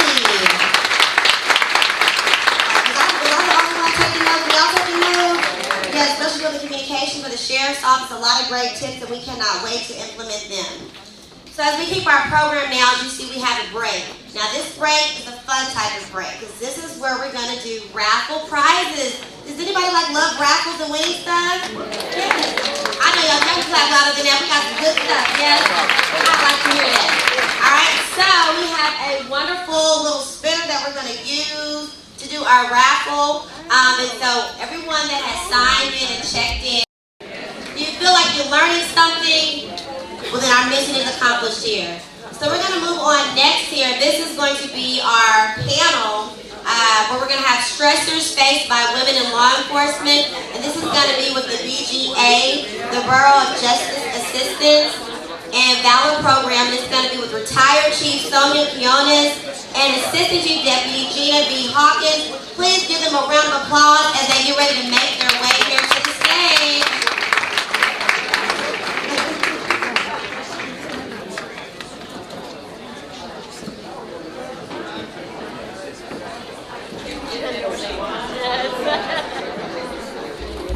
Honor and the privilege for almost 29 years. I had an honor to be in the same department down in South Florida, a department called Allendale Beach. By the way, is this kind of loud? Right? This kind of loud. Yeah, so I worked in Allendale Beach. I was a bank teller before I became a police officer. Wow, Burger King bank teller, police officer. Super exciting times as well. I was 22 years old in 1993 when I started, bright-eyed and bushy-tailed. And almost 29 years when I retired in October 2021. You know, a little vintage, but definitely still bright-eyed and bushy-tailed. And I gotta tell you, I had many challenges along my career. And a lot of those challenges we're gonna speak about today. And we want to hear from you as well, because this is not just Gina and I speaking with you. We want to communicate, we want to interact. And normally we're out on the stage and we're coming at you. You know, we're down on the floor and connecting with you individually. But the stressors of law enforcement, how this came about, is I work for a company called IIR, Institute for Intergovernmental Research. And we obtain grants from the Bureau of Justice Assistance, BJA. Federal grants, and we're able to provide, you know, no-cost training to agencies nationwide. And actually, Chief Williams had me and our team in her house as we taught our flagship training, Survive and Thrive. We talk about the 4 threats that are killing our officers nationwide. And by the way, when I say officers, it could be deputy, it could be corrections, it's professional staff as well. But we deal with the 4 threats that are killing our officers nationwide. Can anybody guess what the #1 threat that's killing our officers nationwide is? Stress, right? It's suicide. Suicide. We are 3 times more likely to die by our own hand than be killed by an assailant. The #2 thing that's killing our officers nationwide, felonious assaults, gun-related incidents. #3, traffic-related or struck-by incidents, as we're struck, you know, doing traffic stops. And also #4, heart attack. And that's where the stress comes into play, right? All the stresses that we face and that we tend to bottle up, right? And we're like a pressure cooker. I mean, anybody know that pressure cooker? You know, use that pot. What happens if we don't release the gas in that? Well, that's us and all the challenges that we face. So we put together this team of people nationwide. Gina was one of them. And we asked ladies from across the nation, what are the stressors? And you're going to hear a lot of the same things nationwide. But what's interesting is what I faced in Hallandale Beach down in South Florida, Gina may have faced, LAPD may have faced, Julie Parker, her team, and her people may have faced, right? So it's validating some of the concerns and some of the challenges we have. But I got to tell you, ladies and gents in here, it's going to take us all collaborating. Right? It's just not women. You can't just say, hey, Sonia, Gina, and all the ladies in this room, fix all the challenges and the concerns and the hills and turbulence that we face along the way. And Gina, you had a really great analogy I heard Gina say one time, right? What happens when you have turbulence on a plane? Right? Do you just say, oh, you know what, excuse me, Captain, I'm just going to get out, open this door, and get out of this plane? No, right? What do? We buckle in, and we're like, it's on, right? It's on. We're ready for these challenges. And we want to talk about those today. But let me ask you, what do you think some of our challenges are? Because you know, you lived them, you faced them. Ourselves. Ourselves. Excellent. Elaborate on that, Chief. What do you mean? I just think sometimes we hold ourselves back. We don't put ourselves out there as much as we should. We let the men shine. And too often not, we don't let ourselves shine and we don't take credit for what we do. Did everybody hear? We get in our own way, right? And we're going to talk about that too during the mentor piece. And also about the confidence gap. About oftentimes, some of us in this room or some of us that we may know, don't take that leap. Don't take that challenge. You're tapped on the shoulder, that's an opportunity. But we say, oh, no, not for me. But we need to take those challenges, right? What else? What other challenges do we face? Harassment. Indeed, Julie, and we're going to speak about that and all the different scenarios and what we have experienced along the way. What else? A couple other things. Lack of mentorship, right? I'm going to speak about that as well. And what else? Family, right? That work-life balance, integration, management, harmony, boundaries, however we call it, and we're going to speak about that, how to manage that. Excellent. So, right, so these challenges, you know, it didn't just start yesterday. You know, I spent almost 29 years, and we have some other ladies in this room who have spent many more years in the profession. But while we've come a long way, we're not there yet. Right, Gina? Right, you know, I was talking to a colleague in here today. I just met her, and she has a nice necklace of broken glass, right? And we talk about that broken glass and shattering glass ceilings. And there's times that, we go through our career and we shatter that glass ceiling and we look up in triumph because we're excited we made it this far, only to see another glass ceiling, another layer. And although our bodies may be riddled with shards of glass, what does that do? Do we give up? It strengthens us. It reminds us of our why, our purpose, our mission, of why we're doing this in the beginning, in the first place, right? And it keeps us going. It keeps us moving forward. But again, all these years, since Debbie Walls became the first female officer back in the 1900s, the numbers have remained the same. We're still about 12-ish%, depending what numbers and what data you're looking at, 12% to 12.5% of women in law enforcement nationwide. And 3% are in top executive leadership positions. And I gotta tell you, I challenged myself. And I struggled with the day I decided I was gonna retire, when I retired in October 2021. Because I felt that I was letting everybody in this room down. And all those ladies and sisters out there, I made it to the position of chief. An exciting time, right? A lot of challenging moments along the way. A lot of, could have done that differently. A lot of learning process, a lot of self-awareness, right? Looking within. And I felt guilty. We're going to talk about that, and Gina's going to talk about the stresses that it puts on us, and all the stresses that I created for myself, and that I allowed it to hamper my self-care. And the day I retired, I made a conscious decision with my family that it was time for self-care. Self-care is never selfish. And as a city manager or the county manager, the doctor said, we got to help each other out, right? We have to have some grace with ourselves.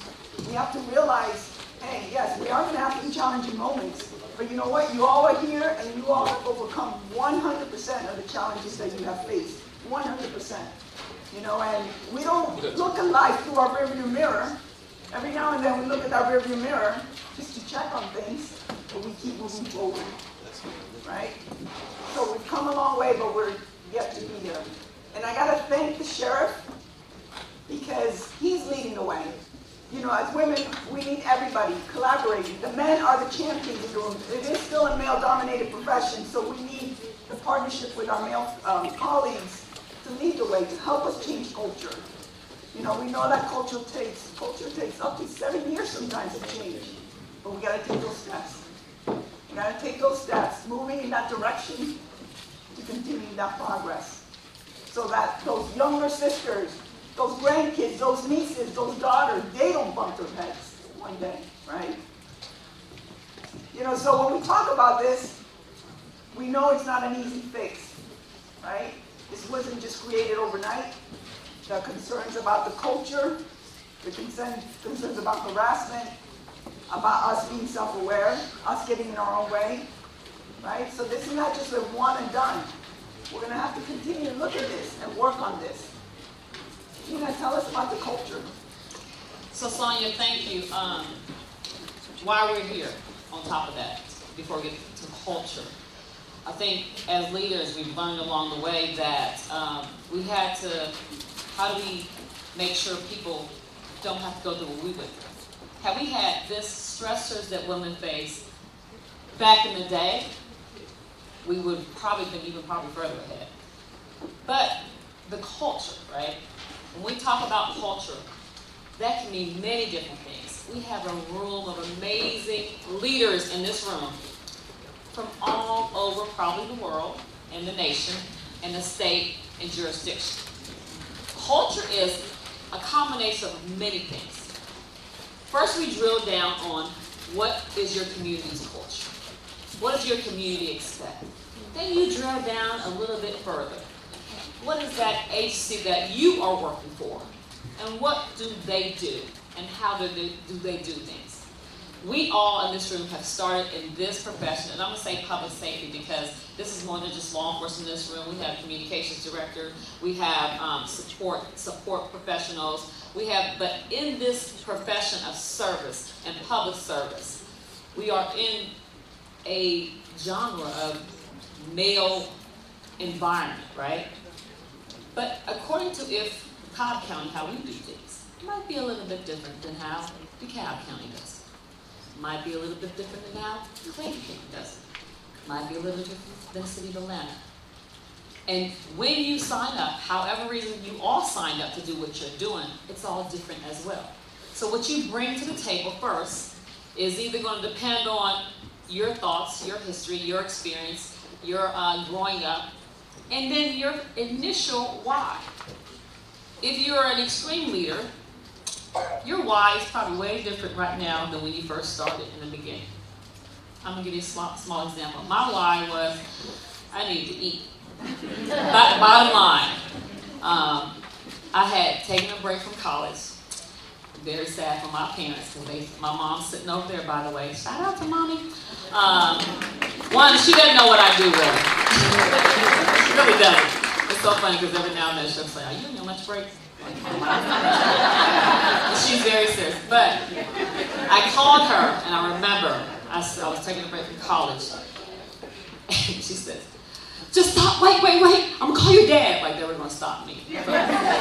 But I came and started, and I really just needed to work. And I thought, this would be fun. I had no idea what culture I was getting into. I didn't have no idea. I just needed a job. Now imagine what your why was. And the ability to make a choice of where you're going. And not even having any idea of what it's like to be in a room full of historical culture of that particular community and organization. And you're lost, right? And depending on how confident you are or how prepared you are or how much you've researched, you're kind of lost. I was very young. I was very, very young, and the culture that I joined in was the city of Atlanta, but very proud to start a city of Atlanta. They prepared me a lot. But my first 6-month evaluation, it was a 30-year-old veteran Marine. I know his name. I'm finding he's still alive. Bless his heart, but he's my motivator, even though at the time he was probably trying to be my hater. He had a cigar still in his mouth, and y'all know how they meet up in the car, face to face. That's how my evaluation was being done, right through the car. And he said, "Gal, I'm going to tell you right now," with the cigar in his mouth, "I don't think women should be police officers." Just confidently saying that. And at the time, I was young. I was a little confident. I was loud. But I was also smart, so I'll just let him say what he's going to say. He says, "I don't give," at the time Atlanta has 1 through 5, 3 being average. "I don't give men 3, which is average, right? But I'm going to give you a 3. So his mind, was he giving me a compliment or was he hating me? But that was the culture of being able to say what you wanted to anyone, because that was a sergeant in control.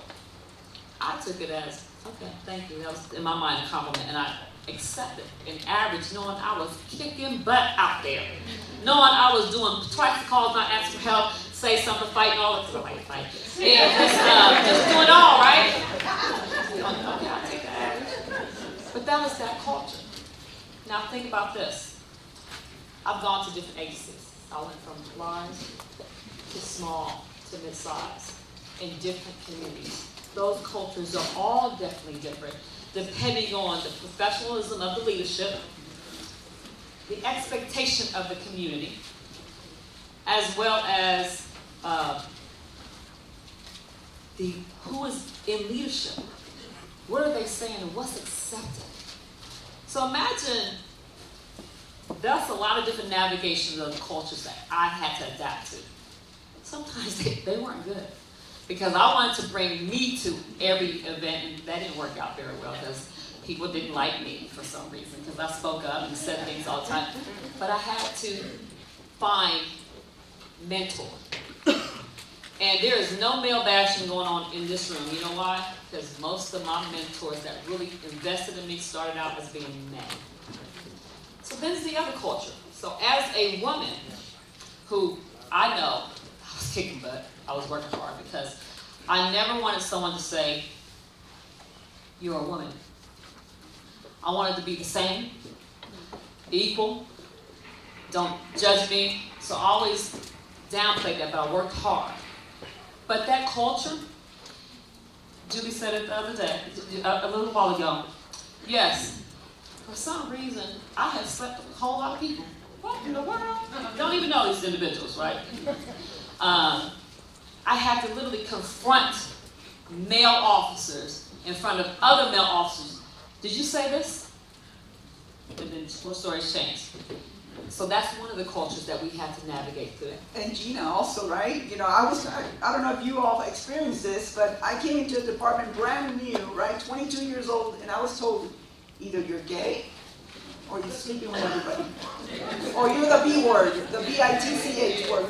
Which one of those three are you? Point blank. And I'm like, you know, now is the culture I walk in. Right? I see some shaking, some nodding of hands. So when you talked about that, Julie, it hits home because we've experienced that. And sadly enough, Sonia, that was over 30-something years ago. But does it happen today? It's happening today. It's sad. But we're going to empower y'all to figure out how to do something. Now, as we talk about culture, right? Our start, how we started. Where you are now is you're a leader. You're a big freaking deal leader. Now, your agency. How do we change? Because we know it's not easy to fix. For the start, our culture is being displayed out to the public. We talk about media. What do they see when they go to your website? Ask yourself that, don't answer. What do you want them to see when they go to your website? Who do you want to come to your agency? Do you want, I know the answer. You all are definitely professionals. But is professionalism being oozed out when they go to your website, see your social media, or see you or your officers or your deputies or your professional staff? What is that feedback? That's part of culture.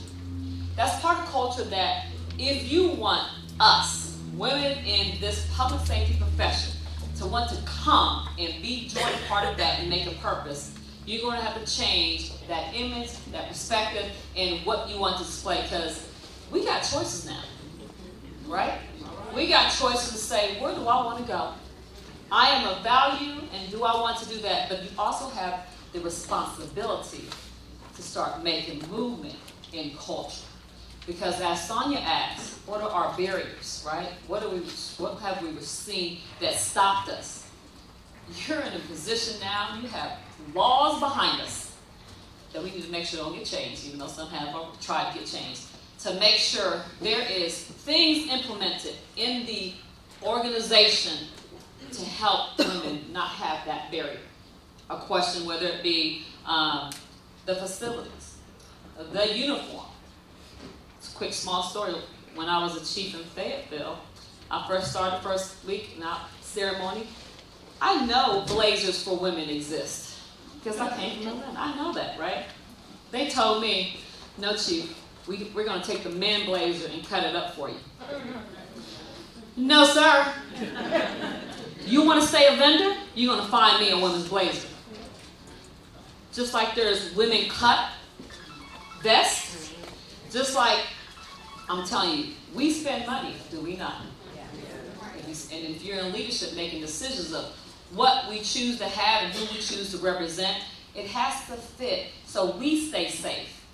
A vest that's unfitted is a danger to us. And it's not acceptable for us to say, if the culture says that's how we always did it, no, it doesn't have to exist in that manner. Hey Gina, just real quick, since we have our media expert here, Julie, Julie, one of the things I think super interesting information. I hope everybody was taking notes, and I did see people taking pictures of some of the information out there. That also is a barrier. You said that, for women coming into law enforcement, because they're seeing certain things, and sometimes, we can definitely be very strategic with the media, and we can make media our partners as long as we're messaging, we're telling our story first. But what happens sometimes is the media will portray women in a different light. Why do they have to say, by the way, it was a lady chief?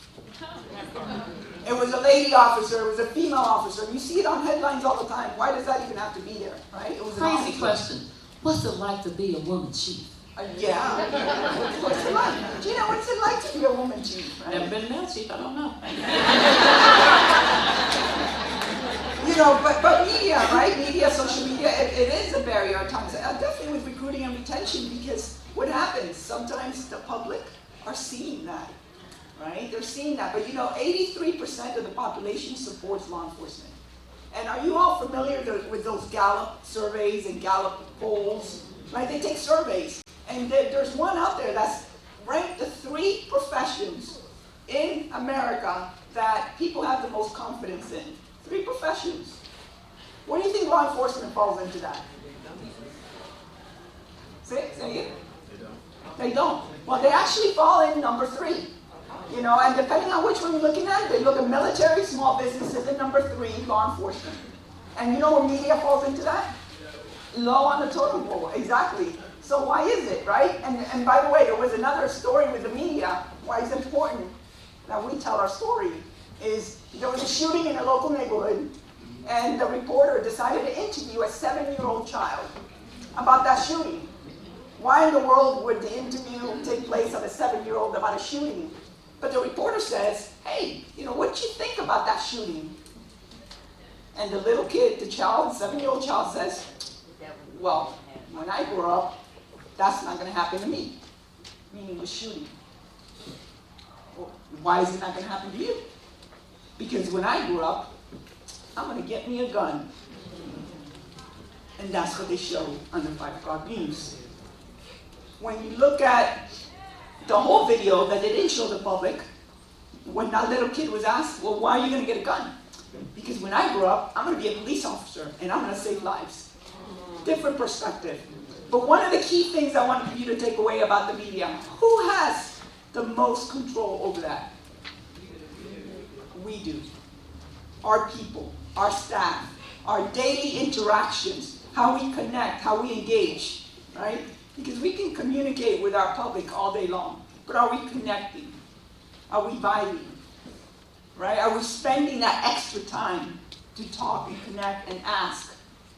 Right? We make that difference, our people, every single day. And you all as leaders model that way. So we talked a little bit about our internal, the work that's going to need to do to change the culture. There's change ahead, right? The change ahead is, now that we recognize the stuff that we have to do, we have to prepare with, even though there's a little bit lack of data about women in this profession, we need to start doing things like start capturing that data somehow. But in addition to the internal, we really have to start changing the outward community. That perspective, that not questioning, is that a woman? But guess what? When things happen in society, and things have been happening in society, not just recently, historically. Example, everyone remember Rodney King? It's part of Rodney King. A part of that study that occurred, they recommended that the ADC, LAPD, move towards, I believe it's 50%, start hiring 50% women. Yeah, I know how hard that is. But that was a recommendation back in the day, right? Do that.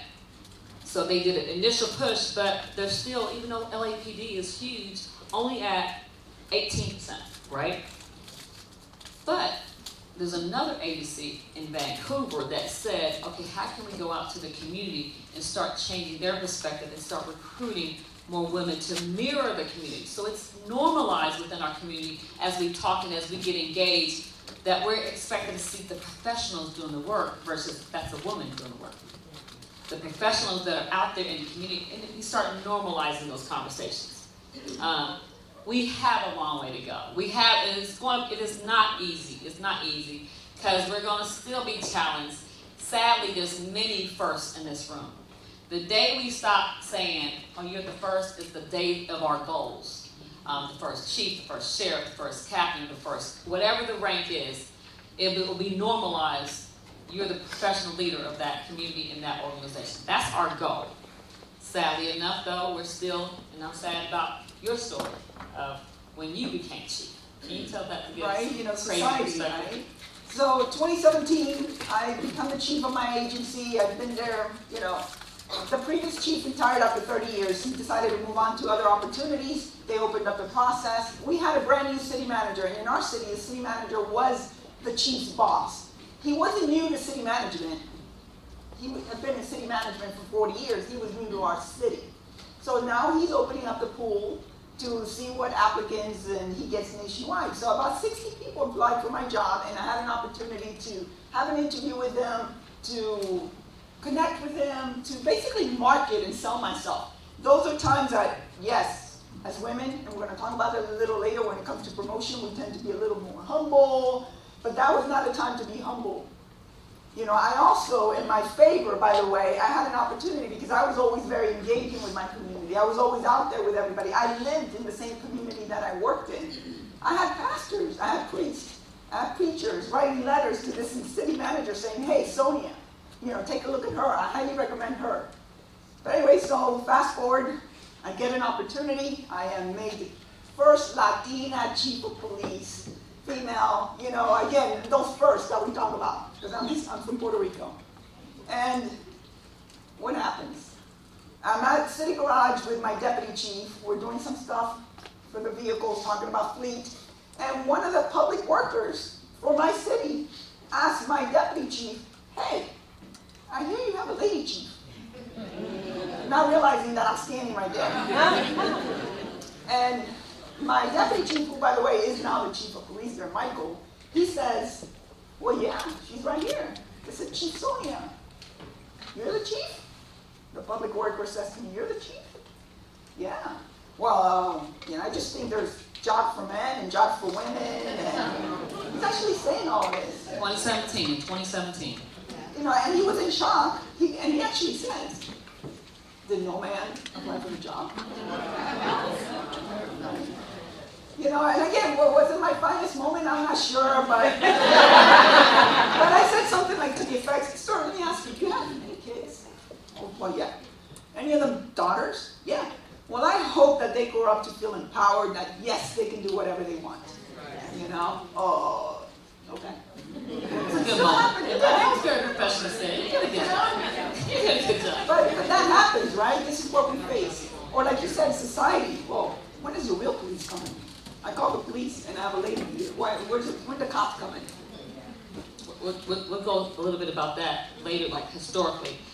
But there's already research that's been done regarding when women are in positions and in leadership. I'm going to give a couple of them. Example, research shows that women, as you know, are less likely to be named in a lawsuit.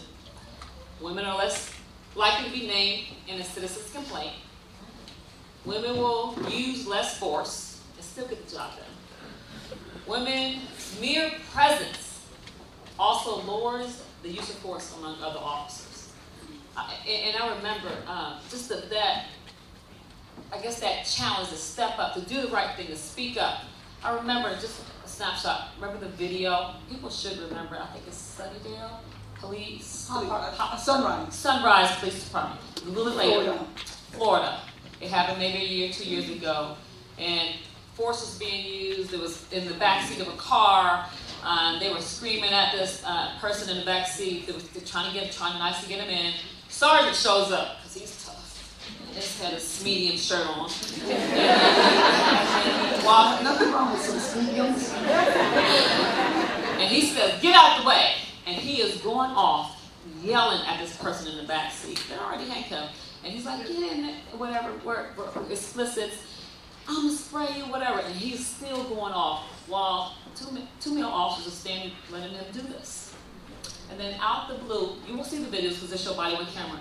A young female officer looks up and you see she grabs him by the gun belt and pulls him, trying to save his career. Because she knows you're going left. I'm trying to help you, Sarge. He literally turns around and does this to her. Woo.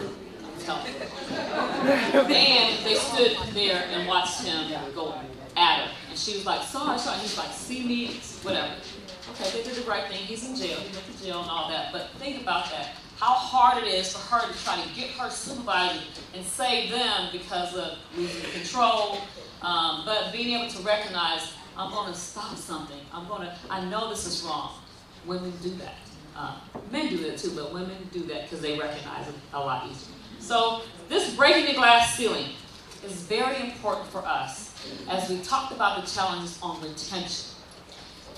We've been at 12, 13% for decades. I remember going to school We're past it. To not make that movement and to not say, what do we need to do to ask, how can you stay? You have to be intentional with giving opportunities for the women to continue with all the challenges. Retention. Very proud that the Sheriff Owens is starting a retention unit and we're asking those questions. But you also have to be intentional about things like rooms that you have available. We start talking about childcare. We see across the nation where is it, what agency is out there? San Francisco, that is trying to have childcare as part of public safety and law enforcement. Those things are crucial so that we can have the family responsibility, which is our number one responsibility, and the careers that we want. That we can. So we need to be thinking about this glass ceiling, but as leaders for the future, how do we talk about, how do we gain, how do we address vocally, how do we retain more women that's representing your community? Our community in Cobb County is 52%, if I'm right, 52% women. I'm very proud, by the way. Our board of commissioners is an all women board of commissioners, yay. And hopefully she shows up. She says she might, the chairwoman might show up and just say hello. But that makes a difference, and you have to be intentional, and you all, depending on knowing the culture of your community, knowing the culture of your agency, start thinking and talking. Our relationships here need to expand what we do for this profession across the world. We can research what other countries are doing for women in law enforcement, for women in this profession. So definitely retention is going to be very key in how we address, how do we continue this leadership for our future. Because I say this, I'm going to keep doing it because when I'm sitting back relaxing, I want to make sure the people leading in my community got everything you need so I can go rest. And Gina, about the conversations, right? It's about reframing the messaging, right? It's not about accommodating women. It's about creating a culture of equity, of equality, right? And utilizing the resources and your talent pool, which happens to include women as well, right? So reframing the conversation. Because like you said, remember I said earlier, I used to not want anyone to say, she's a girl. So to myself, and getting in my own way, and getting in our own way, we would say, no, we're not different. Well, we are different. And we need to be proud that we're different because difference makes everybody better. We are different thoughts, different skills, different strengths. You know, this one over here, she's pretty a big BFD. Because I was following her before I knew her. Because tell that little story, because I like that story, of one of the biggest challenges you had during 2020. Was it 2020? When your SWAT team decided to take a stand. Yeah, regardless of how you feel about the incidents of 2020. 2020 was a very challenging time, and I happened to be chief during that time. Not only did we have the pandemic, right? We had the murder of George Floyd that took place, right? And we had a job to do, right? And here we are with our community again, working with our community hand in hand. And by the way, I had 18 people from my community decide that they wanted to march to City Hall and protest and to honor George Floyd. So, of course, I'm going to support them. We walked with them. We created a safe environment. We blocked traffic for the 18 people, which, by the way, I knew them. I would see them at the local supermarket. I would see them at the community center. Again, I lived there. I was very, which doesn't always help. You're trying to walk out of the store with, the supermarket, and people want to, stop and talk to me. But so what happens? So they decided, hey, Chief, can we pray? So at that moment, I prayed for 8 minutes and so with them, right? In solidarity with my community. This wasn't police against the community. This is us together. For the first time in history, the entire world said, this is not right. No more, right? And we decided to take a stand. In this case, we're praying. So what happens? I get the union president, which, by the way, I had recently sustained an IA on for inappropriate comments, So he decides that the SWAT team, and our SWAT team was smaller because, again, we were about 100 sworn. 9 members of my SWAT team decided that they were going to resign because they thought that I was standing against them, that I was doing this against them. privately afterwards, they came to me. I had six out of 9 come to the department and say, hey chief, sorry, that wasn't meant to be. And I was so disappointed because I'm like, are you sheep? Are you just following? Are you leading? But that made nationwide news that my SWAT team decided to resign. And I called upon crisis management. I called upon that. My city called upon that. Back in South Florida, we have Brian Andrews, in South Florida. We called about how do we message this? How do we work on this? Because it took a lot of fixing and internal communication to fix with my team, to get it to their point and everybody else that was listening. I wasn't taking a knee because I was against the police department. This was to uphold the community sovereignty. But there were other chiefs, by the way, down in South Florida and nationwide who took a knee as well and prayed with their communities. And they didn't get that backlash. They didn't get their teams resigning. So did they resign because I was a woman? Did they resign? We were also in the middle of union negotiations for a contract. Was it a ploy?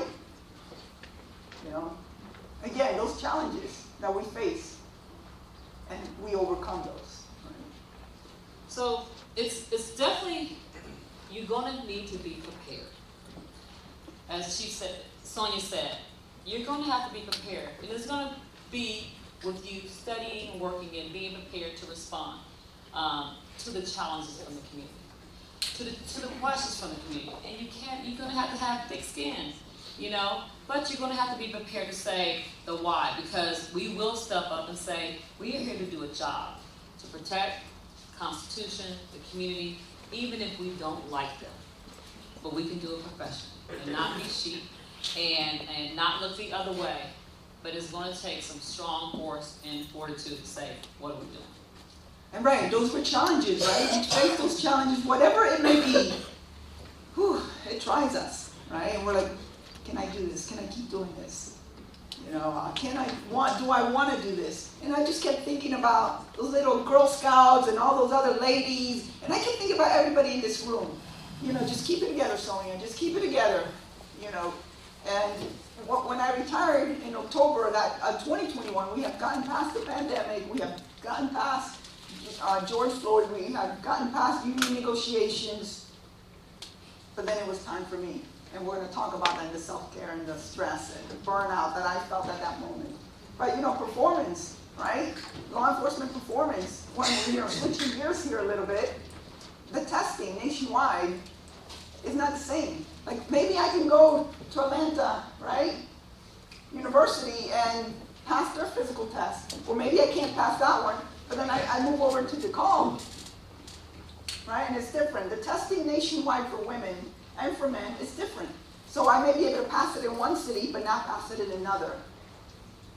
What happens? A lot of times these testing, they hire these experts, and it seems to focus on upper strength. How fast you can run and upper strength. When in reality, the fact remains is there is no study out there whatsoever, none, that says a woman cannot do the job of a police officer. Right? How many times did you run after an individual, handcuff them, and then did 50 push-ups? Right? Because you didn't do those push-ups very badly. Yeah. Yeah, so performance, right? So it's about being intentional with our policies. And by the way, with the 30 by 30 initiative, what Gina's going to speak about nationwide, they look at these testing, and yes, we may have to do it for the police academy, but then some agencies, we're not tested ever again on it. Not to say that physical fitness is not important.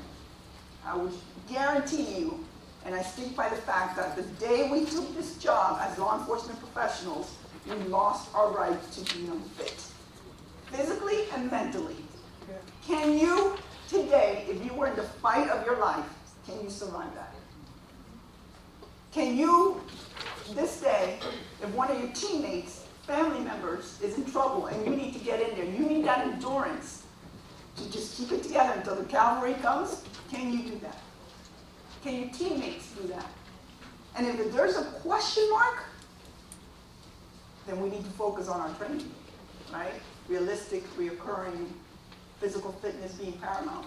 But body, mind, and spirit is when we're talking about fit. Right? Mental health is a huge piece that we speak about as well. But performance, right? And making sure that we keep up to those standards. And the naysayers were saying, well, why does New Jersey have to have a boot camp for ladies so that they can pass the test? Well, we're not advocating to reduce the testing procedures or to reduce or lower the standards. We're just helping people. You know what? Men sometimes have a challenge getting over that 6-foot wall, or pushing a car, or dragging a dummy, right? And by the way, a lot of these challenges, we know that men face them too. And we also know that there's some ladies out there, because we've met them, we've met a lot of them as well, that don't experience the challenges that we do, or that some have. You know, we've talked to SWAT team members who are ladies. Well, I've never experienced any harassment. I've never experienced any where I've been excluded. So it's not across the board. So, which going to the intentional part of what you said, when you recruit, right, and you want to bring them to the academy, we should, if they've gone through a background, the extensive background, are we not professional enough to get them up to speed on strength, on academics and training? Yes.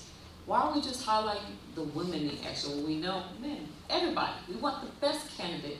So character, you can't create. So we character are hiring people, and all we need to say is, example, I had never shot a gun before when I first started academy. Had no idea, and literally, truth be told, I was probably in year 4 before I even knew what sight picture was. I was just an athlete, so I was like, what? I was getting away with having scores, having no idea what a sight picture was. The light up here, and I was like, what? I can shoot. So it's training that we can equip, but I was scared to ask. I was scared to say, I don't know what you're talking about. I don't know what that means. And that's the confidence. And that's also the leadership who's training the people, getting to understand people in society may not know what it is to be this profession. They're not always coming out of the military. They're not all athletes, but they have that heart to serve, to protect, and want to uphold the laws and help the community. Then let's equip them, which is a lot of women, and show them we can get you there. We're going to get you there.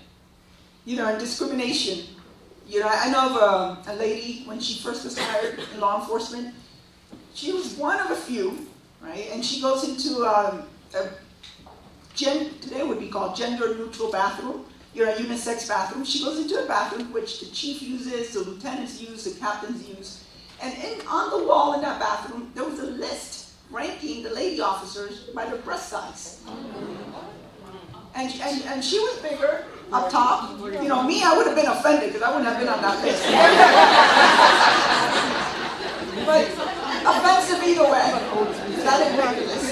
You know? But she was on the list, and she was very offended. But what did she think? She thought, well, if the chief goes in the bathroom, the lieutenants go in the bathroom, and they don't say anything, they don't erase it, it must be okay.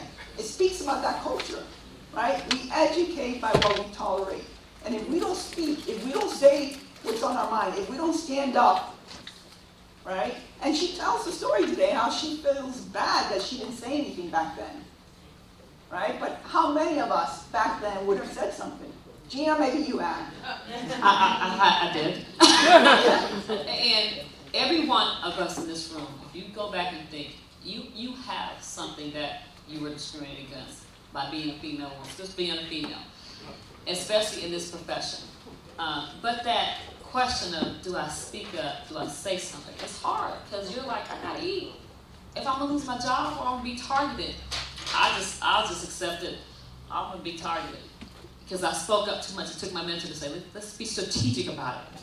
And the strategic is this.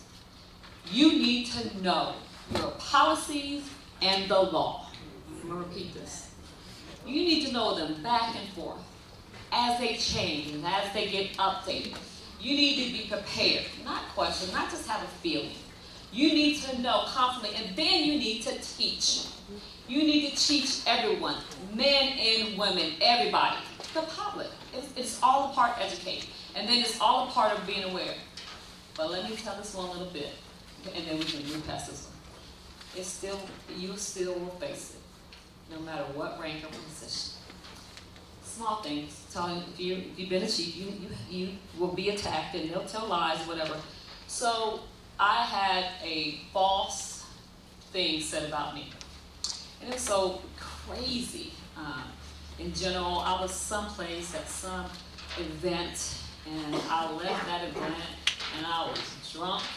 I called for, it was so extreme, right? So part of how they wrote on this blog, my city manager, I had already told him what was going on. My city manager read the blog, he thought, are you sure? I said, sir, I got receipts. I got no receipts. I got bought cameras on my house that showed when I leave and all that, what's going on. I got proof. Here you go. But he says, look, that's good.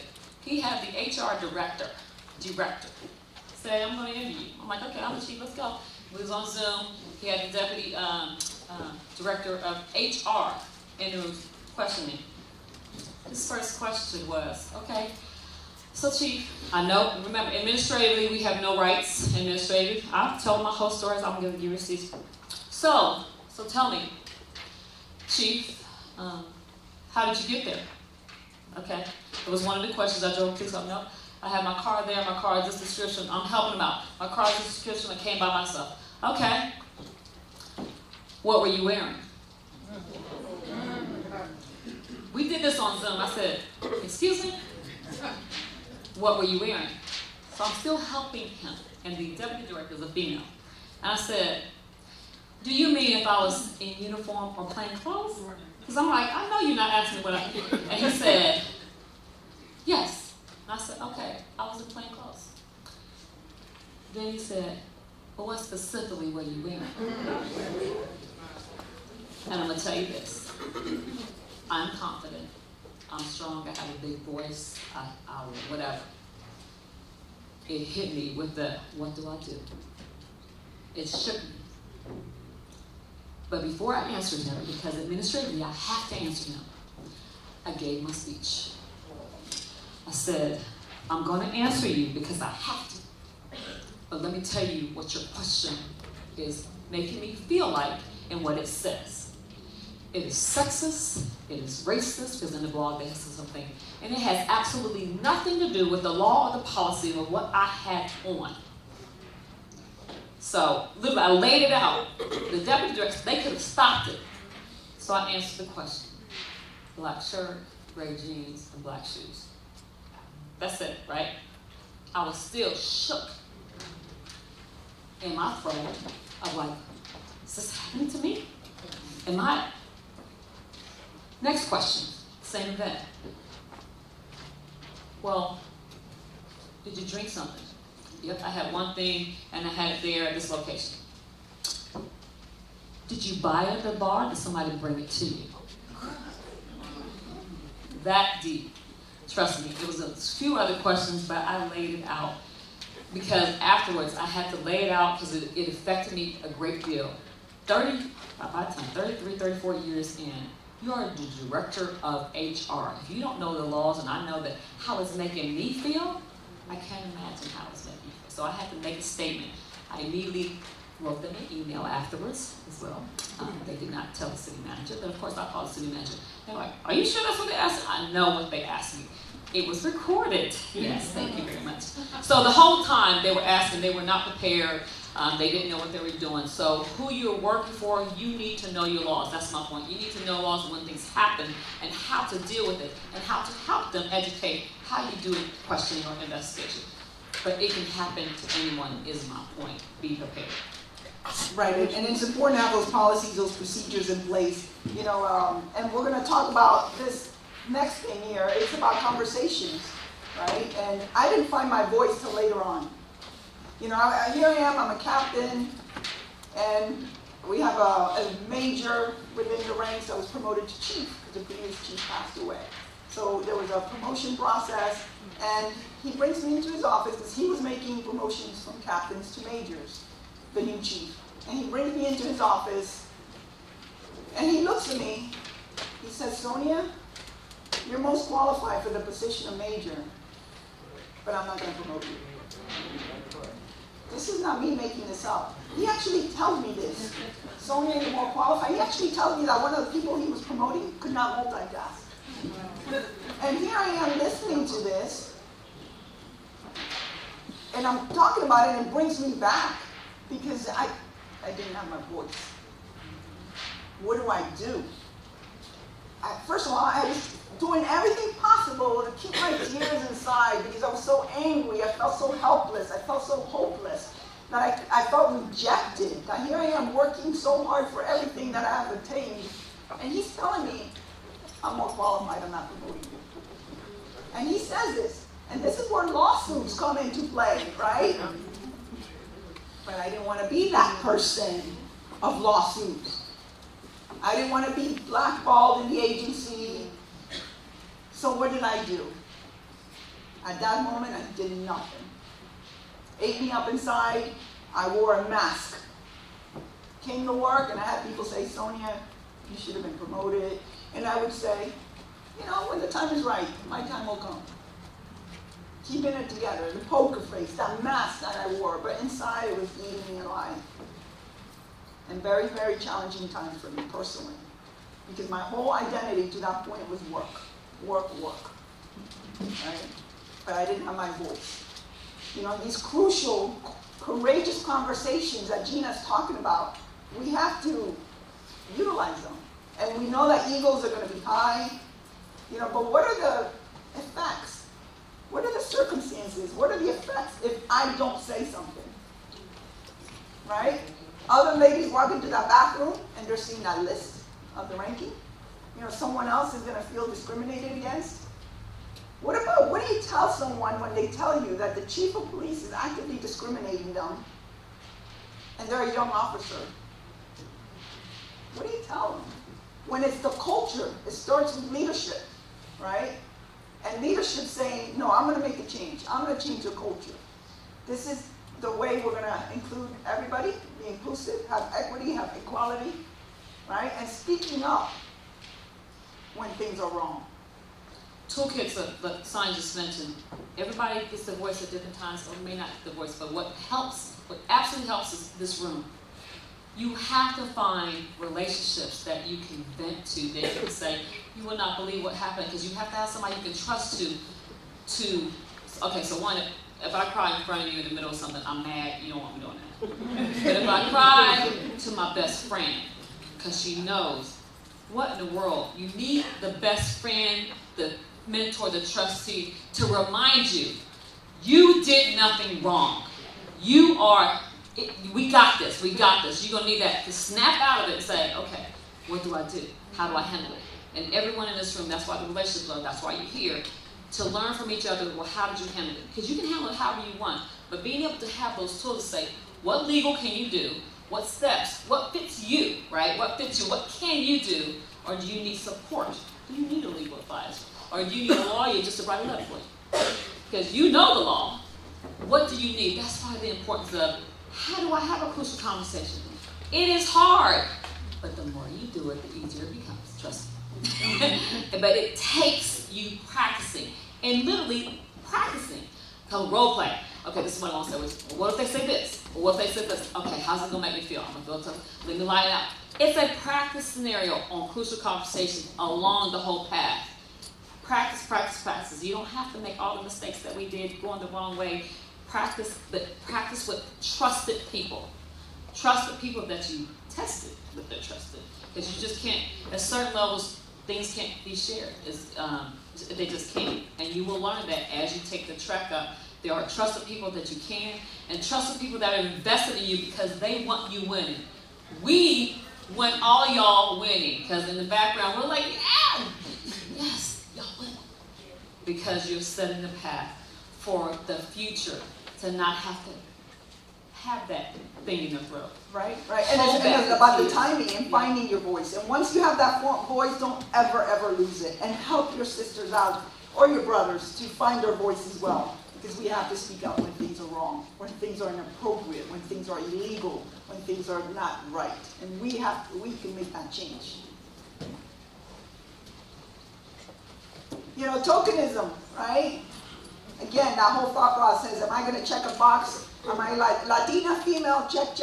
Are they checking a box on us? Right. If they do. Or, you know, some departments do this. I'm not saying all departments do it, but we have encountered departments that say, well, I already have a lady detective. One lady detective, that's all I need. No, you know, check the box. So tokenism, it's a real thing, it exists, and we have to make sure that it goes in line with recruitment. So in regards, we talked a little bit about recruitment and the ideas of, we say, how do you set up, how do you reach out and encourage someone that's a woman, you know you can do this, right? You know you have your own voice. You know you have skills. And many skills come to the table in this profession. This is a business. Our profession is a true business. We have, think about it, we have party planners, event planners, we have skilled technology people, we have to work with our communities and understanding all that. So understanding all that is a business. So being able to recruit and be able to say, who do we want? Who do we need? How do we get the community in there? So recruiting is definitely important in all this aspects we're thinking about. But it also goes to retention again. Creating, example, retention. How do you promote up? How do we figure out we have someone who wants to be a narcotics detective or someone who wants to be in a tactical scene? Not just necessarily what they call administrative detective. So all that involves how do you make sure, how you assess and how do you interview for that is not subjective, unbiased, to make sure it's leveled up. You can't have an interview panel for people going to narcotics with all the narcotics team in there interviewing who they want, because they're going to pick their friends. You have to have some type of assessment. You have to be truly intentional from the top up for leadership to say, what's being evaluated? What is it work related? What are the tools? Do they have the experience? Can they write a warrant? Can they write a report? How are they going to line it up? These are assessments that can have measurable effects. When you take away barriers of, I know that friend, that's my friend I want to hire, and make it truly about the work, then women get more opportunities to be in tactical units, specialized units, undercover units, and do the work needed. So retention is definitely very intentional about what we think about. Right, and creating that environment where we feel like I belong. You know, again, the county manager mentioned it about, it's important that people see you. You know, because people are watching you, people are looking at you. You know, here I am, a young, now I did end up getting promoted to major, right? And then later on I got promoted to chief. But as a major, here I am going for the chief's job. And at the time, I decided to reach out. She was a chief at Minneapolis Police, Janet Harto, at the time. And I had never met her. But I called her office, made an appointment, and she took that appointment. An hour conversation on the telephone about what she looks for when promoting people. Her leadership abilities, her leadership styles, and I just did that call to her. You know, we talk about seeing each other. I used to watch Renee Hall, Dallas. Through NOLI, because I was on the executive board of NOLI, National Association of Women, I had a chance to go to a PERF meeting. You know, they do these big town hall meetings, major cities chiefs meeting, and I had a chance to go. My city was not a major city. We were 100, but I had a chance through NOLI to attend. Here I am in line for the restroom. The ladies' restroom tends to be longer as usual, right? And comes out of the bathroom. I look like a kid staring, I don't know, Danielle Outlaw, Commissioner Outlaw, walks out of the bathroom, and I felt like a groupie. And she just took out her hand and said, "Hi, I'm Danielle." And I was still in shock. Because I would follow her, and I would pay attention. It's important. People are looking up to you, right? And we have to find those mentors. And sometimes the word mentor kind of troubles some people, concerns people. It's a coach, it's a friend, it's a colleague, it's someone you're making a connection with. And right, I too had male colleagues that I reached out to. Back in the day, again, when that chief of police that I had passed away, they opened up the promotion process to captains and majors. I was a captain at the time, and my major was the one that got promoted. But I went back to a local chief of police who sat on the panel interviewing. And I made an appointment with that chief after the decision was made of who was going to be chief. And they promoted my major. And I sat with him to get the feedback, professional development. what could I have done differently during the interview? What could I have learned? And he spoke about it. He was very open. And along the way, there was another mentor that happened to be a man as well. But what happens? Finding men, this was my experience. Again, it's not everybody's experience, and it's not me blowing smoke or anything, but finding a man that was willing to talk to me, Sonia, as a professional, not can I get into her pants, right? And so there were few, because there were others who had ulterior motives, and I didn't want anything to do with that. But back then, I didn't have any lady mentors, because unfortunately, I worked with some ladies back then who said, hey, I went through it. They would say that. I went through the tough times. You have to go through it.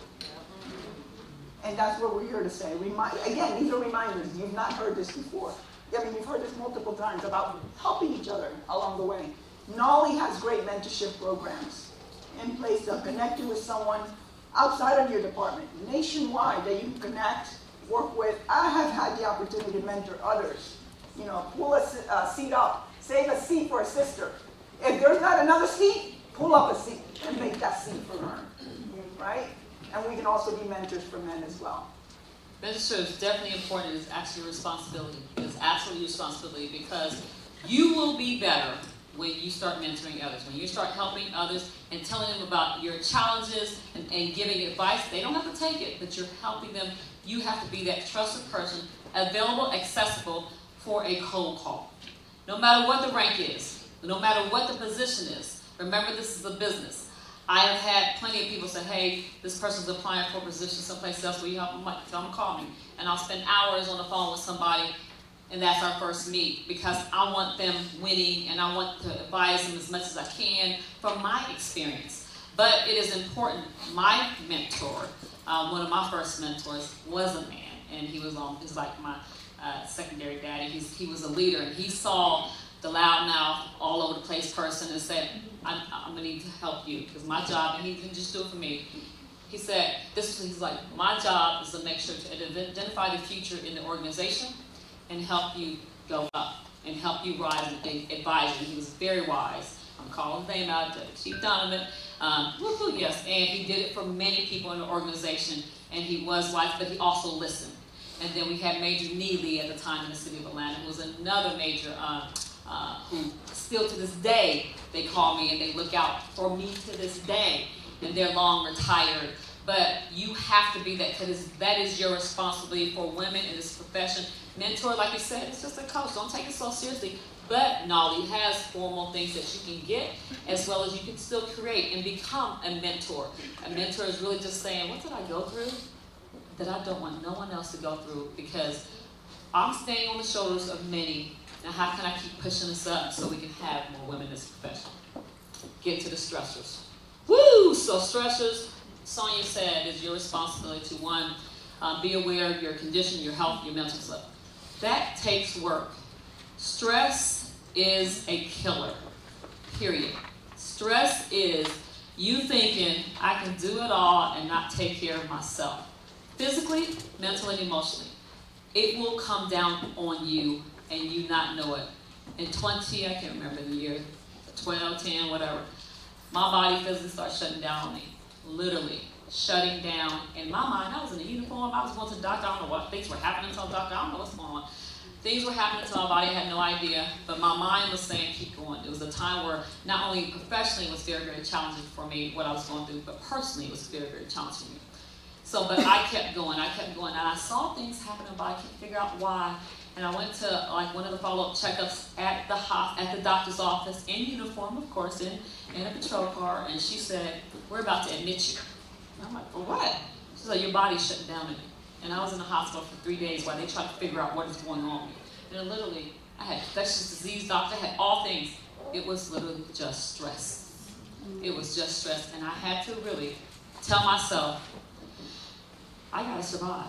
And how do I do this? And be honest with myself and say, let me first put my oxygen mask on first, take care of myself physically. I was not taking care of myself.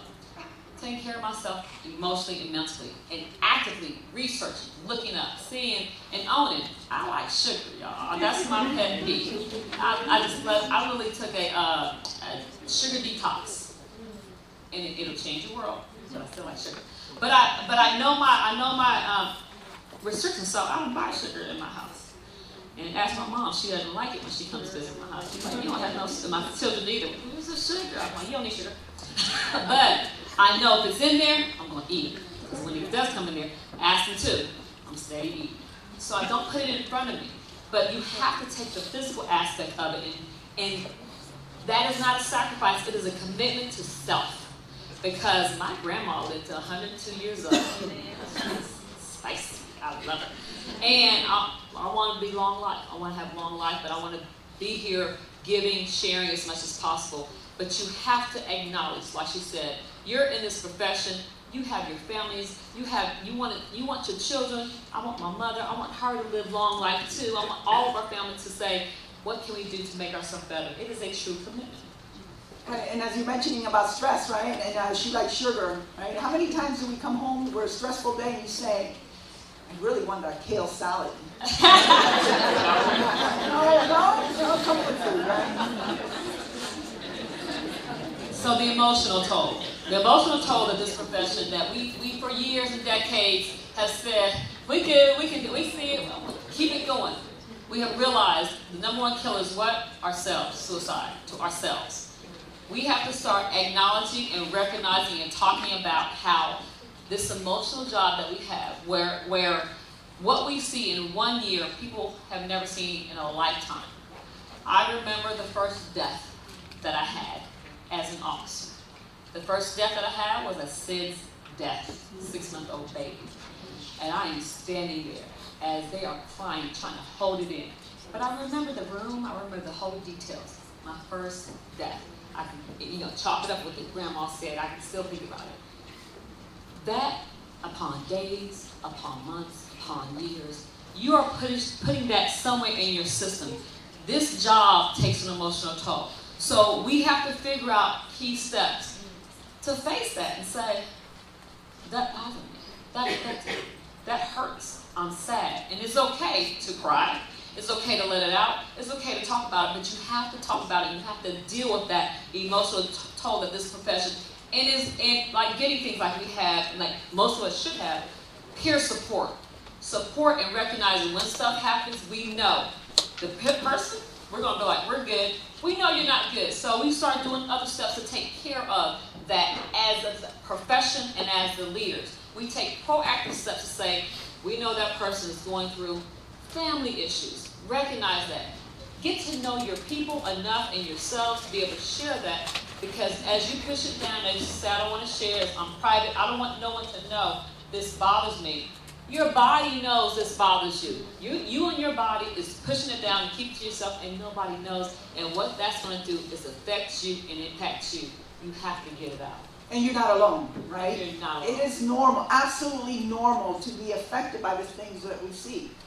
It is not normal if you go through life in your career and not be affected by any of it, right? But it's those, we talk about watching each other sick, watching our sisters sick, our brothers sick. That involves emotionally as well, spiritually as well, physically as well. What are we doing to take care of each other? And calling them out on it and saying, you're not alone. And you deserve and you're worthy of asking for that help. And we're here with you. I'm walking the path with you. Resilience. This is about resilient leadership. We're going to try to build resilience. So think about these points. I'm going to highlight them. One, you got to remember your purpose. You got to engage in it. You got to remind yourself it changes along the way. That is your focus point. I am faith-driven.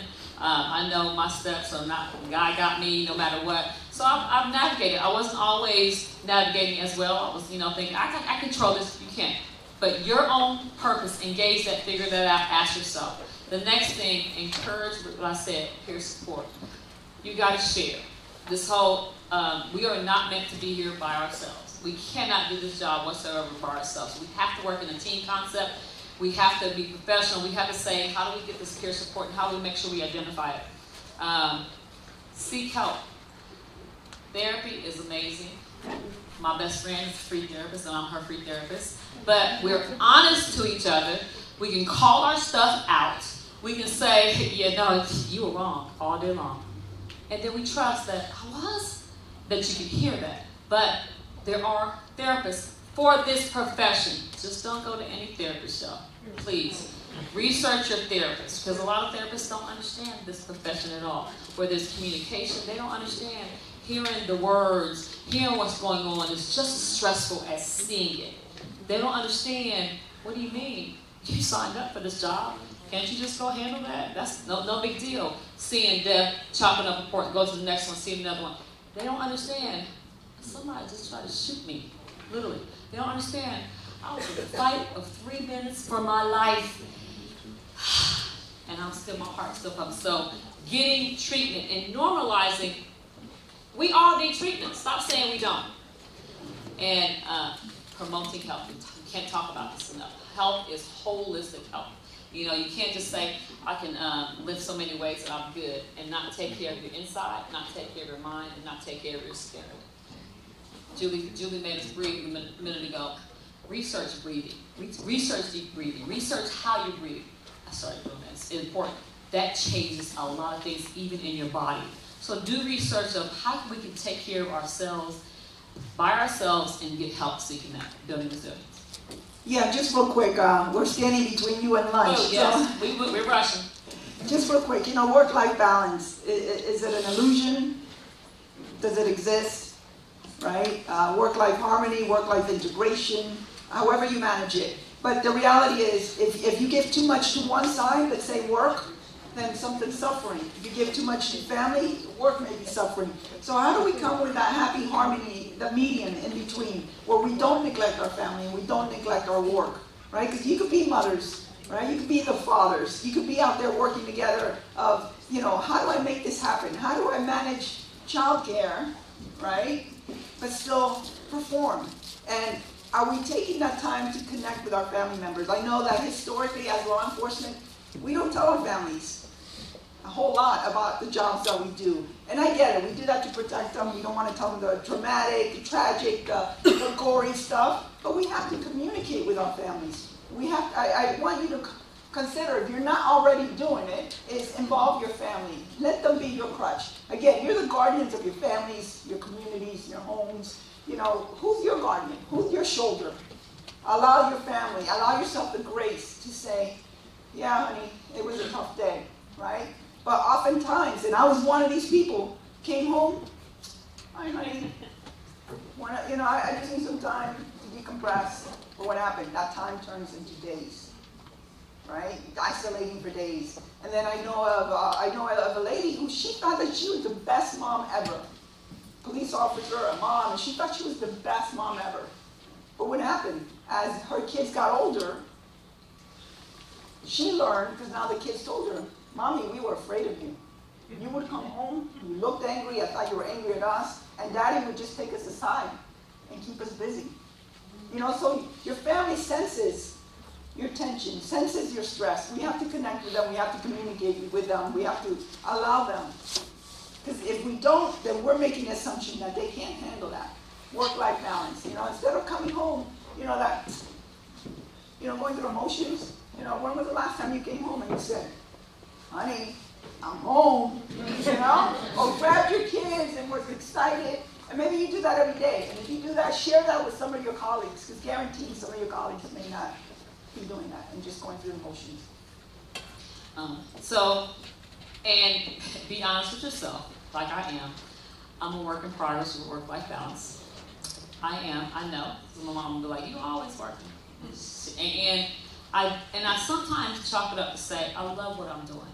But it is stressful, but I do need to take a break. So when I have the opportunity to take a break, I'm now getting it a lot more often as far as since I'm in this position. I appreciate it, and it takes the effort. So we're going to talk about motherhood because that's one of the barriers. And I'm going to do motherhood real quick. The challenge. I have 2 children, 33, want to be 23 in June. They, as they say, had 2 different mothers. The oldest one, she had it harder, of course. But I was there for every sporting event, not the practice maybe, but the actual event, every activity, and I made sure they were covered. I didn't start promoting until I was probably 10 years in. The youngest, though, she was younger by herself. she actually probably, she's an artist, but she probably knows more about this profession, the laws, the Constitution, the policy and procedures than many officers. She don't want to be a police officer, but I needed her to understand what I was doing, so she came with me to many things. I explained to her what I was doing. Sometimes she understood, sometimes she didn't like it, sometimes she was like, okay, Mom, but it also was a sacrifice to her. But every opportunity, I wanted her to know the what and the why I'm doing, which is tell your family. My family never knew a story about what I did, probably to like 12 years in, and I told one story of an event. They were like, what? So, but share that, it makes a big difference. Right. And we were Lisa may be, and we understand that why changes sometimes as we go through our career. But we want you started out healthy, right? We want to continue to eventually retire healthy, right? And continue in that journey, right? This journey is not just, one leap. It's one little step at a time. How do you eat that elephant? One bite at a time. And we want you to have that passion and the vitality, and remember that we are a sisterhood, a brotherhood. We are a team. We're working on this together. And when we talk about that passion and the vitality about our jobs, about our families, about our career, about our why, play along with me for a second. What does an adult do when they see a puddle on the sidewalk? Walk around it, right? What does a kid do? Jump right. Right? And now I'm not suggesting you go jump in puddles, but have that passion. You continue to make a difference in everything that you do, every single day, and we're thankful for you. At Valor, again, body, mind, and spirit. We're here with you, we're here for you. Please stay safe, please stay well, and please stay resilient. And I know you want to get to lunch. Thank you, Chief. So,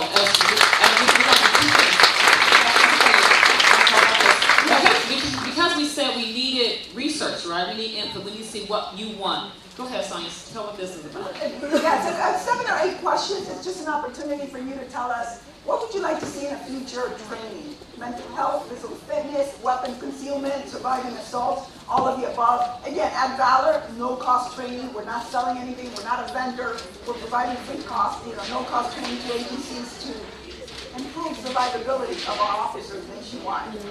So as we come up, Sonia, thank you. You've been a blessing. This is our, like I said, gift to you. Our appreciative. We're gonna take a quick picture. But I'm gonna tell the room because we have multitasking.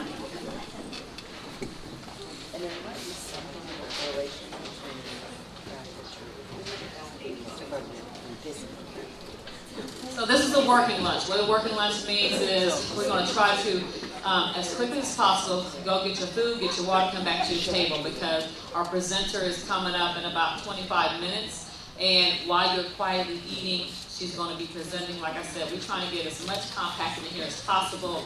We're just a little behind. That's why we rushed a little bit. But we want to make sure that we get everything to you, but we want you to eat because it's good food over there. So am I missing something? All right, yes, we just wanted to, first of all, give a round of applause for that presentation. Thank you again to retired Chief Sonia Quiones and our Assistant Chief Deputy Gina V. Hawkins. So as we get ready to get into our food, we definitely want to, bless the food because I feel like God has been very heavy in this environment. Do I have any chaplains out there, any women in ministry out there who would like to lead us in prayer today? But that's all right. I am a Sunday school teacher. Come on, I was going to give it to you like I give my Sunday school students. All right, Lieutenant Robinson is making her way up. Let's clap it up for Lieutenant Robinson. Praise God for this afternoon, and for all of you lovely ladies, please join me in prayer. Heavenly Father, we come before you right now. We just thank you. We thank you for your protection. We thank you for your peace. We thank you for knowledge and wisdom. Today, Father, we ask that you bless the meal that we're about to receive. Bless the hands that prepared it. We thank you for the thoughtfulness that has went into this event. And we thank you for the opportunity to learn and listen from each other. So we thank you, we praise you, and in Jesus' name we pray. Amen. Amen. All right, so we're going to go in a certain type of order here. Just so you guys know, I believe we have some necessarily perhaps provide a red carpet for us to be in, but your role is very important to us in our community because we know, especially when we talk about diversity, the reason why we talk about it is because there's a sense of comfort when you see someone who you perceive can resonate with your experience. And by, again, our women leading and living in our communities, it's important for us to see you. And I just want to thank you for stepping up and leading, knowing whether or not you recognize yourself as a leader or not. It doesn't just come with title. With what you do, it is by the sheer nature of you being there. And I hope that you being there encourages others to be there. And even those of us that don't serve in law enforcement, your presence encourages us that we can continue to be the BFDs of our community. That we can step up and rise up, as women who are caretakers and who I think it's not just natural for us to live in our communities and to love to be a part of it, but as that innate sense of care that God has given us, we should be leading in our communities, and that's what you do day in and day out. So thank you so much for the honor to be able to address you today, and just thank you for your encouragement and your leadership here in our metro area. Thank you. Thank you again, Sherwood. Keep it, ladies and gentlemen.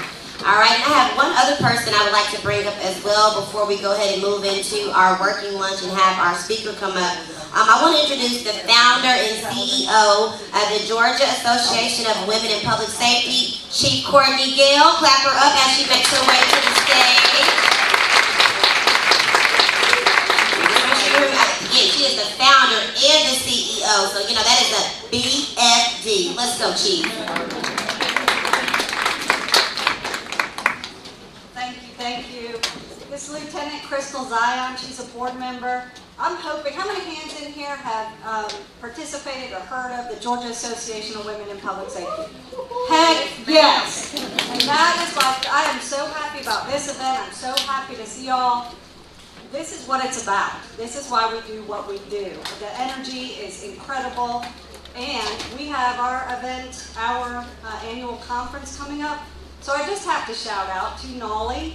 I'm a member of Nolly. I'm a member of GOPS. I want to be as much of this as I can. And so we didn't know each other before, but Lieutenant Zion she was a member of Nolly, went to the conference. It's an incredible event. So do what you can. If you can go to the national event, do it. If you can go to GOPS, do it. If you can do both, heck yeah, go to both. But I'm going to give this to you. So our event is the Georgia Association of Women in Public Safety. It's open to all first responders across the state of Georgia.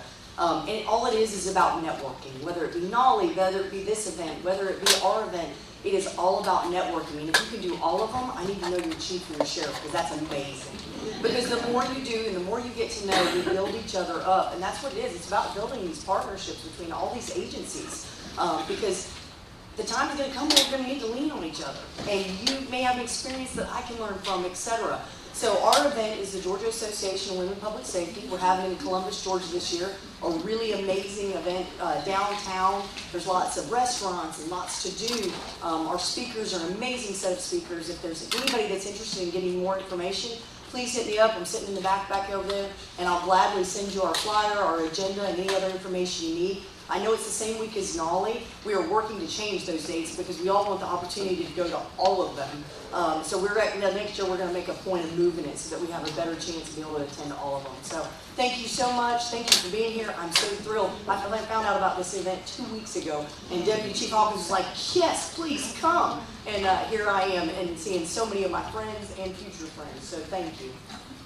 Just one last thing. I want everybody in the audience to know it is for both sworn and civilian members, so your 911 professionals, your staff, administrative staff professionals, everybody has something at our event.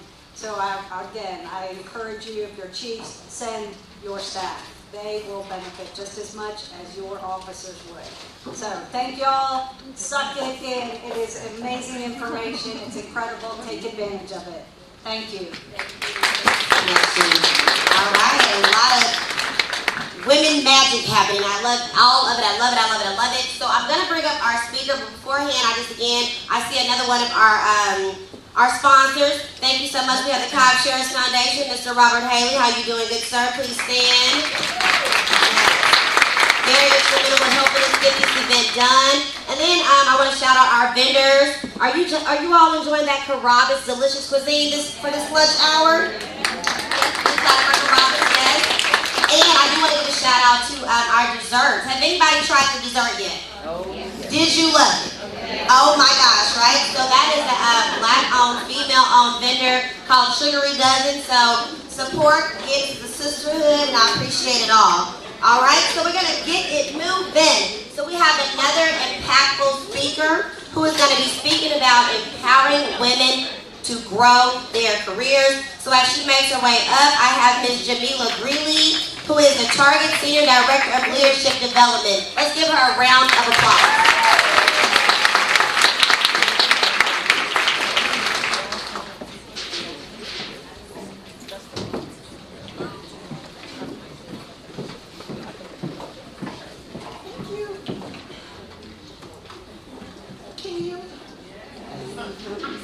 Excited to be here. I actually met Chief Hawkins at the NALI conference last year in Houston, which was my first time speaking in front of law enforcement, and I'm still nervous. There are so many things that I made up in my head about law enforcement, and what I realized is that we're all just people, and everybody is so encouraging. I just met some federal agents, and they were like, "You can do it, you can do it." Oh, if they said I can do it, I know I can do it. But at the NALI conference, thank you so much. At the NALI conference, there was a woman in the audience. I was so nervous. And I was like, who is this lady smiling and rooting me on? It was Chief Hawkins. I was like, oh my God, thank you so much. You don't know, like I aimed my sights on you because it can be so nervous. We can be so nervous around each other, and it's so interesting as women, and we're here to talk about empowerment, but you can still be so super nervous about it.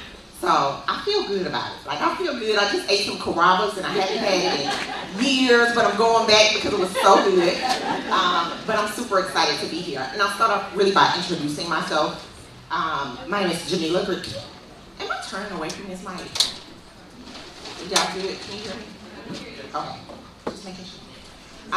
Jamila Greeley. I am Senior Director of Leadership Development at Target. I have been with Target for about 2.5 years. Love it, love it, love it. If you gotta be Target people. I can tell how people I feel. Working at Target is similar to walking in the store. And I can just walk around and talk to people. Like, I love it. It has been an amazing experience. While Target is headquartered in Minneapolis, I sit in the Metro Atlanta area, specifically Cobb County. So thank you, Cobb County Sheriff's Office, for protecting us. We feel super safe in Cobb County. But if you all know anything about Minneapolis, the weather, it's snowing right now in April. They're trying to convince me to move. It'll never happen. I'm an ACA, I'm a peach. So I will be here, but I'm super excited to be in this moment with you and pouring into one another. Hopefully I can pour into you today. And the topic for me today is really about how we empower each other to grow our careers as women. Like, how do we do it? What do we do? How can we be better at it? And I'm gonna share throughout today a bit about my story, and so hopefully I believe a lot of us can relate. While I am in corporate America, I think the woman's experience in her career can translate, and you may be surprised, as I was, how similar our experiences have been. And so I'm excited to talk to you today, and I want to start off because it's really about how we champion one another. And so when I started thinking about this topic, I was like, what does it mean? What does that mean? People say things all the time. What do you mean by that? And so I looked it further, and championing is really about a person who fights on the behalf of someone else. And so when I think about my career and think about, do I have a champion? That means someone who fights on my behalf. And so I'll start with asking you a question. Do you have a woman in your life who fights or champions you in your career? By a show of hands. Oh, that's good. That is more than I expected, and I'm excited to see so many hands raised, but I also saw so many hands not raised. And so we'll talk about potentially what that means and why is that. But my second question is, do you champion anyone else?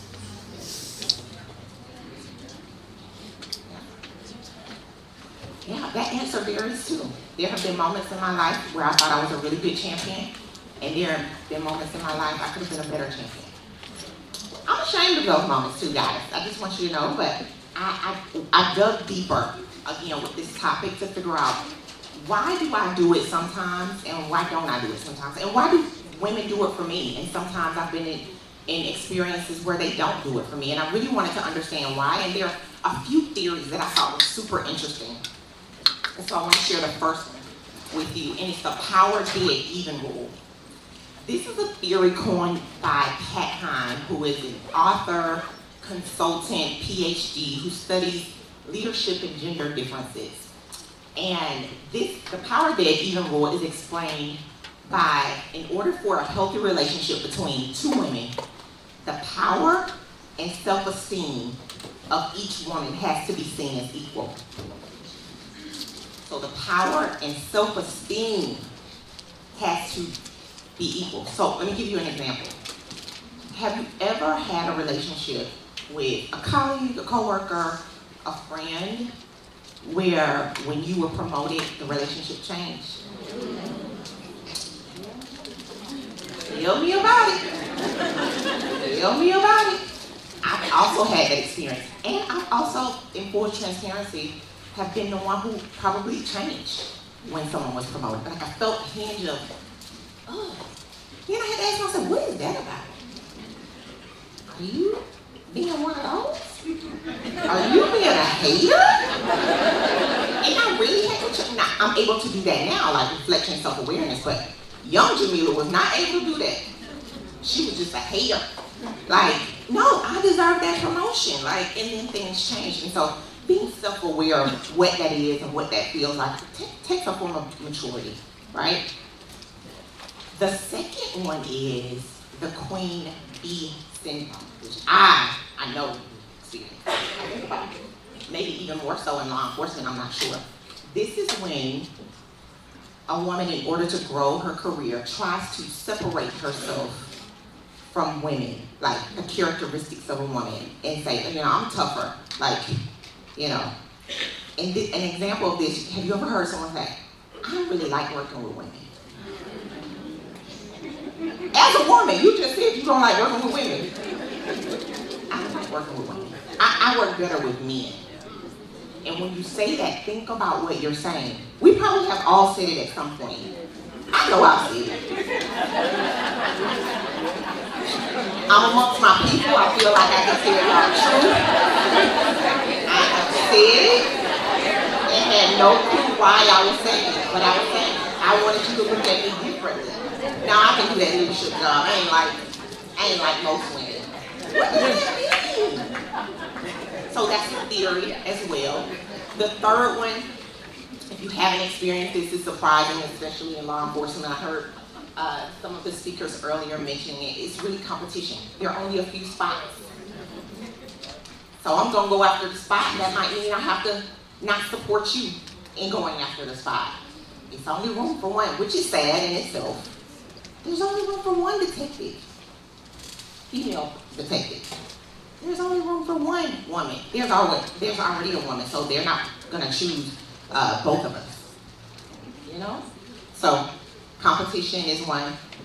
A job opening ever came about and it felt like the Game of Thrones, like everybody was out to get everybody. That can happen. That's one of the theories. And the last theory here, someone talked about it earlier. I think it was Chief Hawkins. Figure it out, I did mindset. Like, it was hard for me. Why should I help you? You gotta go through the same things I went through. Why should I make it easier for you? And so these are just a few theories of why some women don't believe in empowering others. If this resonates with you, I'm sorry if it's something you experienced. And for people like me who have done it, once you are aware, and now when you walk out of this room, you're self-aware, Like, I am ashamed that I've had some of these thoughts, but now I know better and I do better. There's room for all of us. Our allies don't typically do that as much as men. They feel like, hey, I'm going after it. I ain't even qualified and I'm going after it. So, and that's a study that was, it's toward the men and the women. There's a study that was done that men do not have to feel 100% qualified to do a job for them to go after it. And women have to feel like, oh, I have to check every single box in order to even apply. We have to believe that too. We have to get rid of it. Go for it. I'll figure it out later. No, y'all can't do that in your job. But these are just some of the reasons. And so, fortunately for me, early in my career, I had a champion. I'm an identical twin. So, I was born with someone, I started school with someone, graduated, we started our first 3 jobs, our career starting jobs together. So I always had somebody I could call up. Girl, let me tell you what just happened. Chief Hawkins was just talking about it. You have to find that person. Who is that person for you? We often talk in corporate America, we call it our board of directors. Like, who is on your board? Who is that person that is going to hype you up when you need it? Like, before I came in here, I'm one of 3 girls, so I have an older sister too. I was like, girl, I'm about to go back in front of law enforcement. She was like, you scared? I was like, yes. She was like, you got this. I was like, I do, don't I? You find that person that's gonna hype you up, but you also find that person that's gonna tell you, hey, you ain't ready. You was out last night. You are not ready to go in front of people. So just find your board of directors. But I'm fortunate. I was born with someone who championed me. And so I feel lucky and I feel there's an obligation. Chief Hawkins said, like, it's not an ask. You should feel like this is your responsibility in the position that you're in as leaders across law enforcement and public safety. I'm learning new words, guys. I know everyone in here everyone's a part of public safety, though, right? Okay. I'm not a few more of these under my belt. I'm already solving crimes on first floor, yeah. So, I'm almost there, and I know all it takes is that 1 hour to solve that crime. There's no editing involved. Y'all are solving it in those 60 minutes. So, but it's super important. And for those of us who said, we aren't currently championing someone, and for various reasons, I want you to know, and there's a quote by Maya Angelou, each time a woman stands up for herself, she stands up for all women. So even if you don't have anyone in the moment, make sure you are standing up for yourself. Chief Hawkins, I love the story when they were asking you a question, you like, I'm trying to help you now. I'm trying to help you not ask me this. So I'm going to rephrase it. Stand up for yourself, because in that moment, you're helping someone that's coming behind you. So again, we have an opportunity. The good thing about each day is that you get to start anew. And so again, when you walk out of here, you know better, you do better. You can champion someone, but even if you're in an environment where you can't do that right now, stand up for yourself.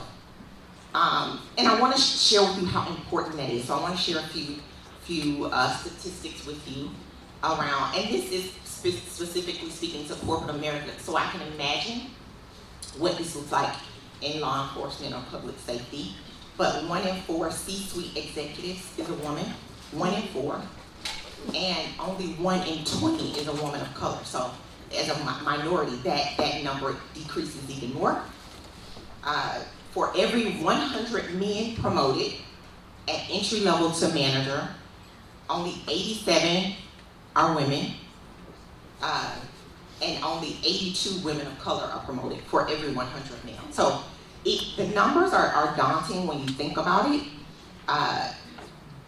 which makes it more important for you to make sure that you're not just standing up for yourself, but you're bringing others along. These numbers continue to change as recent legislation in some states. We expect these numbers to decrease even more so, because there's some legislation in place where we can't make an outsized investment. And I want to be clear, we should all be hiring people that are right for the jobs, but those programs help us to look in different places to make sure we're creating equitable experiences for everyone. And so that number changes once those laws continue to change. And then for every woman at the director level who gets promoted, 2 women at the director level leave. And so even sometimes when we're taking 1 step forward, we're taking 2 steps back. And a part of that research is around what it feels like when you get there. So when those women are promoted, what is the culture at the leadership level when there are only a few women? And so that's why we all have to get up there and change and shift the culture so there can be better experiences for women. But I want to talk to you about why it matters. When you have women in leadership, studies have shown in organizations with 30%, just 30% of women in leadership are more likely to have increased organizational performance. They do better because women are at the table. They do better. Like we are, I'm telling you, we're amazing. Wow. There's higher employee engagement. Studies have also shown that when there are women in leadership or women at the table, that there are more family-friendly policies, and that helps with attrition and retention. Think about childcare. Women are the voice when it comes to policies around childcare. When it comes, not just childcare, because I ain't got no kids, but I benefit from policies when women are at the table as it relates to even, taking time off, right? Right. We are going to make sure we get the time. And so we are at those tables having, being advocates for more family-friendly policies. I remember being at a job, there were all male leaders, and they were looking at the dress code policy. And it said, you have to wear pantyhose. I was so, you do not know how fast I went in that office. I was like, I just looked at the new policy. Who was a part of that decision? And my boss, he was really nice and cool. He was like, me, Dave, John. I was like, that's why pantyhose are in here. And he was like, oh, we didn't think about that. Oh, you didn't think about it. Why should you think about it?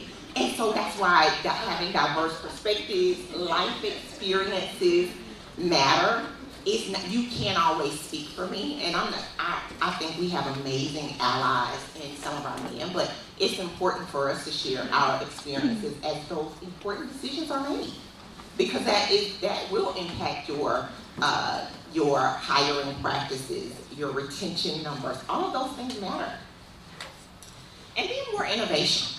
When you have those diverse perspectives, you see things differently, creating the openness for new ideas. And so there comes innovation in that. And so women are a big part of that.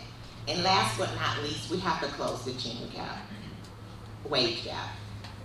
Women are making 84% instead of 100% of the male, like that was a recent study done.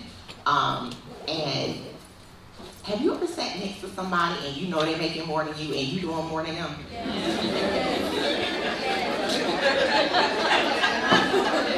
Not get me started. So when we're at the table having those conversations, being advocates for, like, you're gonna have to explain to me why this person is making this versus this other person. We go to bat for those types of conversations because they personally affect us. And so, again, just another of many reasons why it's important that women are at the table. So those are just a few. So I want to talk about ways we can champion one another. The first one is offer a seat at the table. Someone said it earlier. If there's no seat, pull one up. When Deloitte did a study around just even like large meetings, out of every 100 attendee meeting, only 15 of those people are women. And so when you think about small business settings where there are like 10 women, there are likely only 10 people, there are likely only 2 women in the room. So invite other women. When you know that their skill set is aligned to the purpose of the meeting, invite them. Say, hey, do you mind? I think so-and-so has a different perspective. Do you mind if I bring them in? We have to be advocates for one another. So when you look any panel I'm asked to speak at, I look at who's on the panel list. You see we had the sheriff speaking earlier. Like, I want to make sure that I want to hear their perspective as well. And so when you have those opportunities, look at the meeting list. Am I the only woman? I can't go in here and battle everybody. I got to bring me some more women in here to support the point or challenge me in different ways as well. So offer a seat at the table. Encourage women to speak up. Oftentimes when we're at the table, we can be overlooked. And so when you see, some of us are really, really vocal. Chief Hawkins mentioned I was similar. I am similar. I will tend to speak up. And when you notice another woman in the room and you haven't heard from her, Sally, what's your thought? Kim, I know you had this experience before. What are you thinking about this one? And calling them out, asking for their voices to be heard. Sometimes that's all it takes. Third, set clear expectations and feedback. When you, as leaders or as peers, be very clear on what good looks like. And be very clear with feedback. Women don't often get actionable feedback, and women of color it has been studied, get even less. So actionable feedback. I remember early in my career, someone told me, oh, you're so passionate. I was like, oh, I am. What they were trying to tell me is, because I can't do nothing with that. I'm like, oh yeah, I am passionate. Thank you. Missing the message completely. What they should have been saying, young Jamila was very eager and felt like she had very important things to say and often didn't make space for others, or tone changed when she felt really strongly about something. And it wasn't until I met another woman who I worked with who pulled me to the side and told me, like, immediately. That stuck with me, and I believe changed the trajectory of my career. I had to tone it down too much, but she gave me something actionable. She's like, notice your tone increases. Like, you got up and you walked out while so-and-so was speaking, like very actionable. I was like, oh my God, yeah. That's just how I am, passionate. She was like, no ma'am. No ma'am, that is not passion. That is unprofessional. So, get actionable feedback. And this cannot be said enough around mentor and sponsorship. Does everybody know the difference between a mentor and a sponsor? We talked a lot about mentors. Sponsorship is slightly different. A sponsor is someone who is going to speak up for you when they're not in the room. So even thinking about when you think of your board of directors, do you have someone, if you're not in the room, let's say they were in the room talking about how passionate Jamila is. Was there someone in the room that said, she is currently working on that?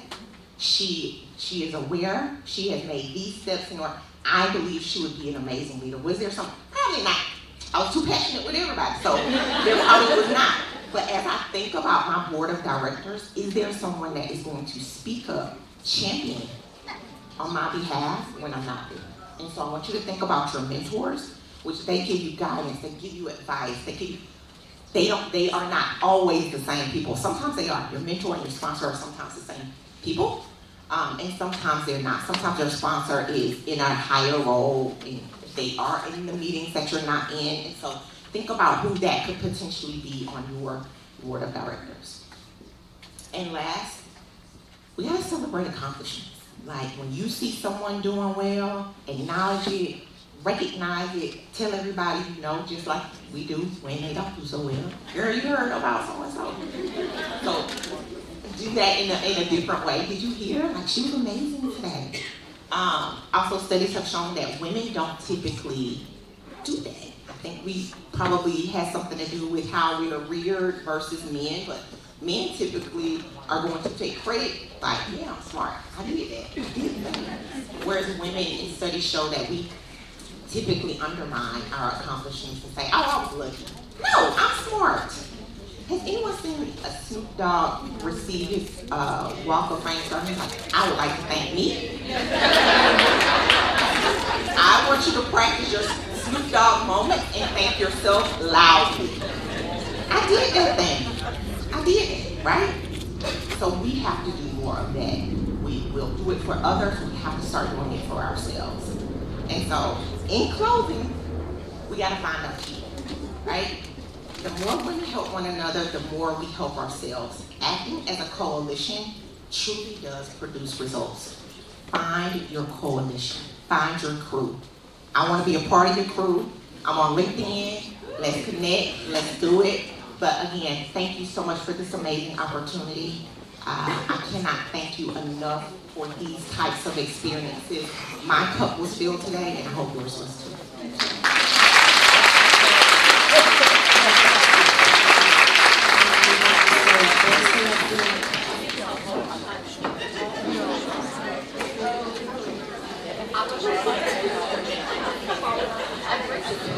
So, first of all, Jamila, thank you. First of all, she's so special.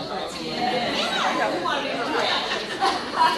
So, once again, on behalf of Sheriff's Office, thank you.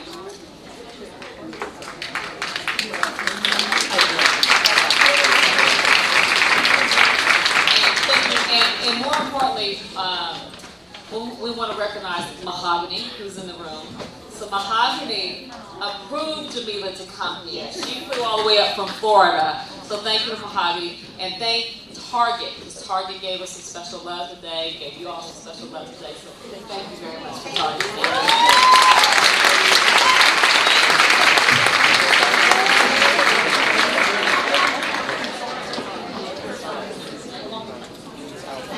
Yes, let's clap it again for Jamila. Look, everybody's home girl.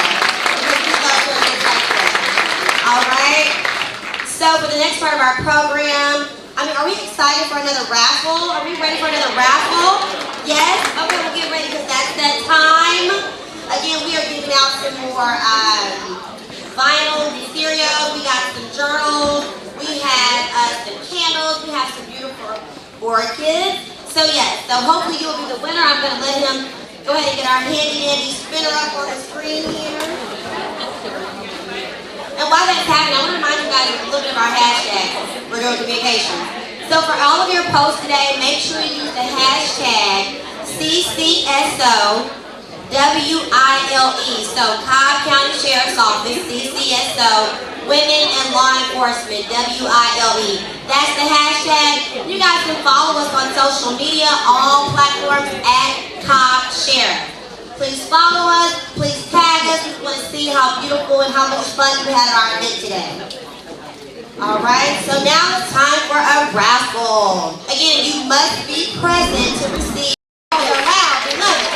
Alright, we also have our very own Chief Deputy Rhonda Anderson. Clap it up for Ms. Anderson. We're going to be moderated by my girl, my fellow media friend here, Ms. Michelle Riley, Channel 2 with WSB Radio. Clap it up for Ms. Michelle who's moderating. And before I pass it to her, for all my Spelman girls, I know you guys are here on behalf of Ms. Washington. Could you please stand up? Yes, stand up. Spelman when they're studying criminology or international law. So we ask that all of us women here, we make sure we make these young ladies feel empowered, talk to them.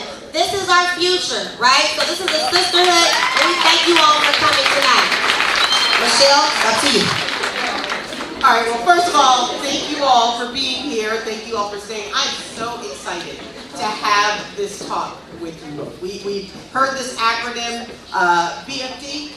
Y'all are some big BFDs. I mean, it is amazing. Just reading your bios, doing a little bit of homework, just looking at what you've done is amazing. And the fact that you're still going strong, both of you, I absolutely love that. So I want to kind of jump in because there's some questions. And again, we're just gonna have a little chat. We got a little fire back here, so we're just gonna sit back, get comfortable, have a little talk, And I wanted to start off with leadership style, because we are talking about the impact of resilient leadership. And so, how would each of you describe your leadership style? Whoever wants to start, I don't want to put anybody on the road, but if anybody wants to jump in first, so I don't have to call anybody out, you know. I won't have to call me out. I think my leadership style is more assertive. I'm about the team, getting out there to make sure my people, she said, put the mic to you, you know. My leadership style, you didn't hear me in the back, is a servant leader. I'm all about my team, whether it be the Cobb County Sheriff's Office or women in general. Make sure that I assist anyone at any time, and I'm just a team player. One thing I'm going to tell you right now, I don't like this part or this part here. I'm on the stage, but Chief Hawkins encouraged me to do this. But I'm the one that gets out there and does the grunt work. So I'm just a team player, not more a servant leader out there, whether it be in my jail or the community. And I think for me, it has always been one of being that inclusive manager. So I'm happy to hear all sides of an issue before making a decision, unless we're in a difficult situation, in which case, you know, the A-type personality comes out, because somebody's got to make a decision. So, you know, when I need to make a decision, I have to make a decision. I will make a decision. But other than that, I have tended always to try to be as inclusive as I could possibly be, because that way people have buy-in, right? People that okay, well that was part of what I thought we should do, and I have very little pushback. So that's always worked for me. And looking at those two leaderships, servant leadership, team buy-in leadership, well, let me ask this: has it changed over the course of your career, or have you always been like, no, this is who I am, and so this is how I lead? Mine hasn't changed. It really is how I have always led. And I've got folks here who skipped out on me and came from Fulton County to Cobb County. But they were on my accreditation team, and you know, I said to them early on that as being part of that team, they were going to create an agency, and that's the whole point. I said, you all are going to build an agency as part of this process. They wrote, I read, you know, and at the end of the day, it was a wonderful project, but I had so little input on that. Really, it was their work. I got to stand up and take credit for it. But I think that there was certainly a sense of empowerment because they knew that it was their work. And so I am so proud of them and continue to be proud of the work that they did. I don't think my leadership style has changed over the years either. I think that as a team player and that includes inclusiveness, I listen to what everyone has to say. And when the time comes and a decision has to be made, I will make that decision. But I listen to what everybody has to say. And have you run into resistance with those forms of leadership or challenges? Have there been people who maybe didn't necessarily understand or misunderstood the way that you were leading, and did that cause any pushback or any dissension, so to speak, or any kind of, well, she doesn't know what she's doing because she's asking us, and she should know what she's doing. Did you run into any of that? Publicly. I'm sure they probably said it when I was away with my back away from them, but I'm sure it happened, but I don't think, for the most part, no. I've been in this game for 41 years, so it's been, times have changed since I started in this profession, and I'm sure we'll talk about that. But not really no public dissension. And how about for you, Shane? I think, you know, for me, there was not really any, again, that public dissension. And I was thinking about what I used to say to some of my staff. It's like, I know what y'all call me when my back is turned. But we all go through sons and daughters. And that's okay, because we're all part of the decision-making process. And we not only the decision-making process, but also the carrying out of the process. And so, yeah, I mean, we all have to have buy-in, and that just was not negotiable. And so talking about resilient leadership, tell me how you've seen that, how that has impacted your careers as you are coming up, and when you reached the sheriff's office, as you're in the chief's office. What does that look like? How does that impact you, the resilience that is needed in leadership? I think, you know, when I think about the word resilience, I'm thinking about those times when you have to get back up and just, you know, dust yourself off and start all over again, as the song says. And I think that that's probably happened to a number of us, to a lot of us, a lot. When things didn't go the way that I wanted them to go, and now what, right? Whether it was, as I said to some folks before, I've been sued a lot. So, you know, some I won, some I lost, it was okay. But it all, in retrospect, brought me to a different space. And it brought our agency to a different space. You know, all of us want to be liked. I'll take it, but all of us want to be loved. And that doesn't happen all the time. And so when you get that sense that people really just don't like you, what do you do with that? What do you do with that? Well, you pick yourself up and you decide this is the way it has to be. You don't have to say, that's ugly, right? But you know, people will figure themselves out. But this is the way it has to be. And so at some point the decision has to be made. And so the resilience comes in, we've been knocked down. As an agency, as a person, as a unit, whatever, but we've got to regroup, we've got to corral ourselves, we've got to get back up on the horse literally and ride again. I have a little story to tell. Talking about resiliency. In 2019,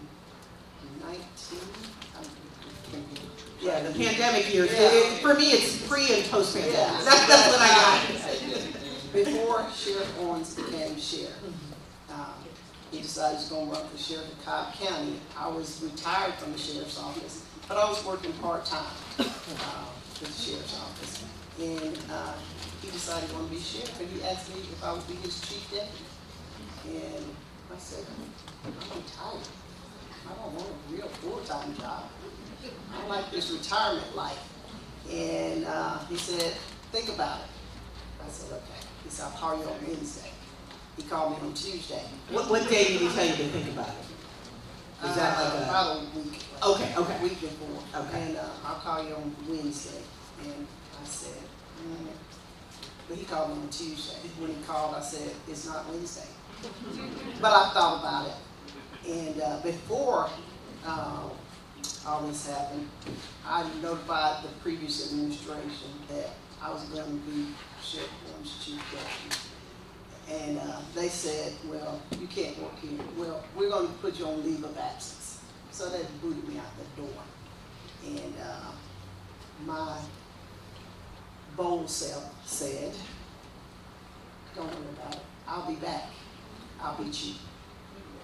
And November of 2020, yeah, sheriff got elected. I was his chief deputy. 2021, I came back. So they knocked me down, but I got up. And that is resilient leadership. And I love that, especially being able to get back up. Because I think, you know, as women, there are times where we can get in our heads. And, oh, I don't know, can I do this? But hearing stories and hearing that, oh, you got knocked down? Oh, well, I can get back up. And it's very inspiring. And so thank you both for just even sharing these stories, because it is empowering us to know that that is something that, and I'm not even in law enforcement, and I'm like, oh, well, I can do this. So I just think it's great. I want to talk about the challenges and the triumphs, kind of segue into that, because some of those knockdowns are very challenging. And so what are some of the challenges that come to the top of your mind that you have faced throughout your career, especially as women in the public safety arena? Yeah, right. Depends on what day is it, right? What day is it? I think, part of the challenge is just being accepted as a woman in the field, because it's still, when we came in, it was still a predominantly male field. Yeah. And so our previous speaker talked about bringing some other folks with you and encouraging other women to be a part of this business. So those have always been part of the challenges. And then for me, it has been, finding those, and I keep looking at Melinda and Cedric, finding Natalie, all these fearless women and making sure that they were going to be okay. So those were some of the challenges, but clearly not feeling welcome in the field. In my early years, when I worked for the state, I was sent all over the state of Georgia to train. And I cannot tell you how many times people would say to me, I thought you were the secretary. I didn't realize you were going to be the teacher.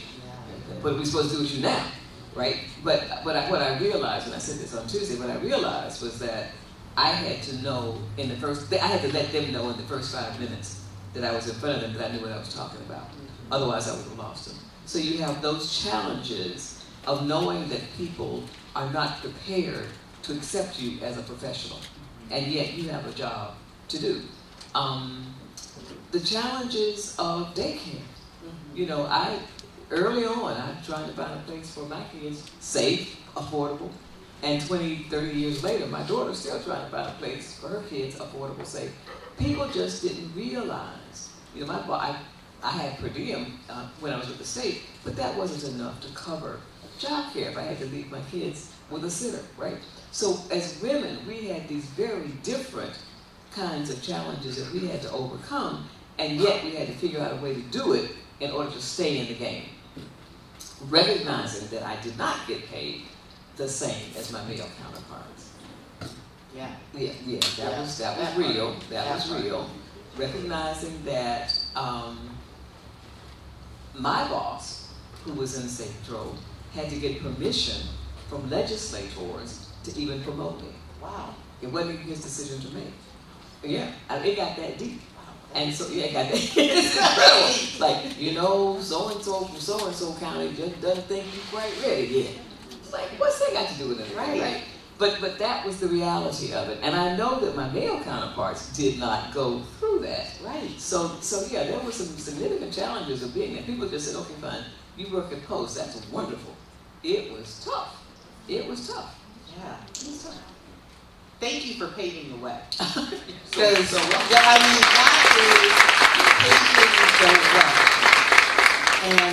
And we benefit from that today. So thank you for that. In 1983, when I came to the Cobb County Sheriff's Office, there were a handful of women, and I was the only black female. I was the first black female that they hired as a deputy in Cobb County. And so we only had maybe 5 in the department then. Now we have hundreds. But I remember coming in and I thought it was a predominantly male. And in Cobb County, I was born and raised here. It was the good old boy system. Yeah. And but I've always been vocal. And the first thing I said coming in, I will not tolerate racist jokes or sexist jokes. You guys can keep that stuff in the back door. I'm not going to deal with it. I don't have to. And I had a supervisor once, he just thought he could talk to me any kind of way. But I told him he was confused. Because my father did speak to me that way. And you have not earned the right. He said, well, little girl, you know I can fire you. And I said, let me tell you something.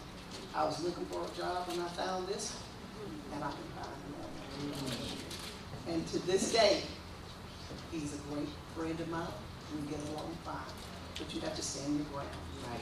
You don't have to put up with it or tolerate it. And this is a question that I asked when we were kind of doing our pre-interview, and I'd love to have you answer it, but I'd love to hear your answer of knowing and seeing that when you both got into this field, It was predominantly male, mainly male, not even predominantly male, mainly male, and predominantly white.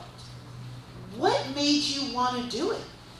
What made you want to say, hey, I want to get into law enforcement. I want to get into public safety?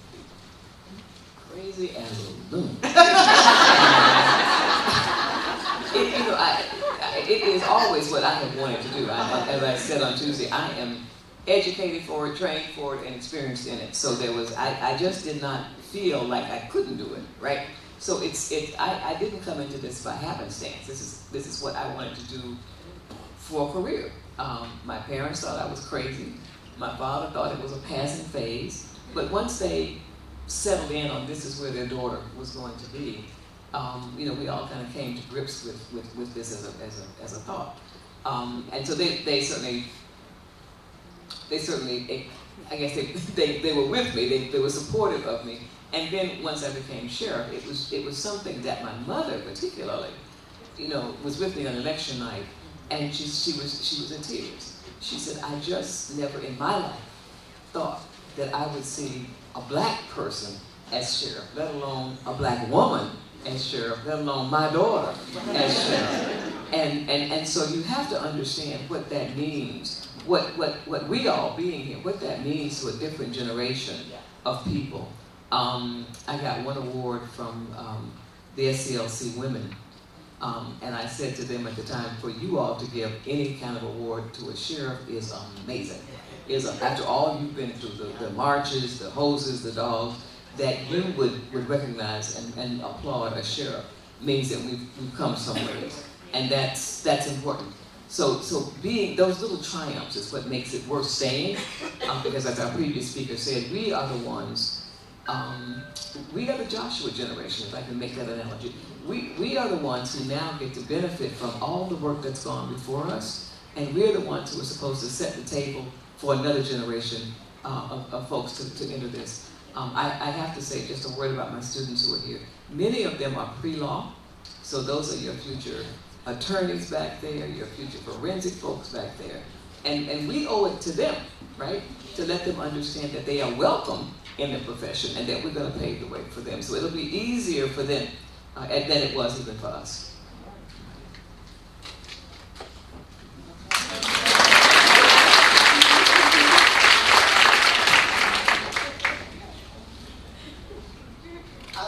Chief Hawkins said she got in this profession to eat. Mine was a little different. I got out of college. I didn't know what I was going to do. I did retail for a little bit, and one day I just went to the sheriff's office and the Marietta Police Department, applied for both jobs at the same time. The sheriff's office was lucky; they called me first, so I went to work for them.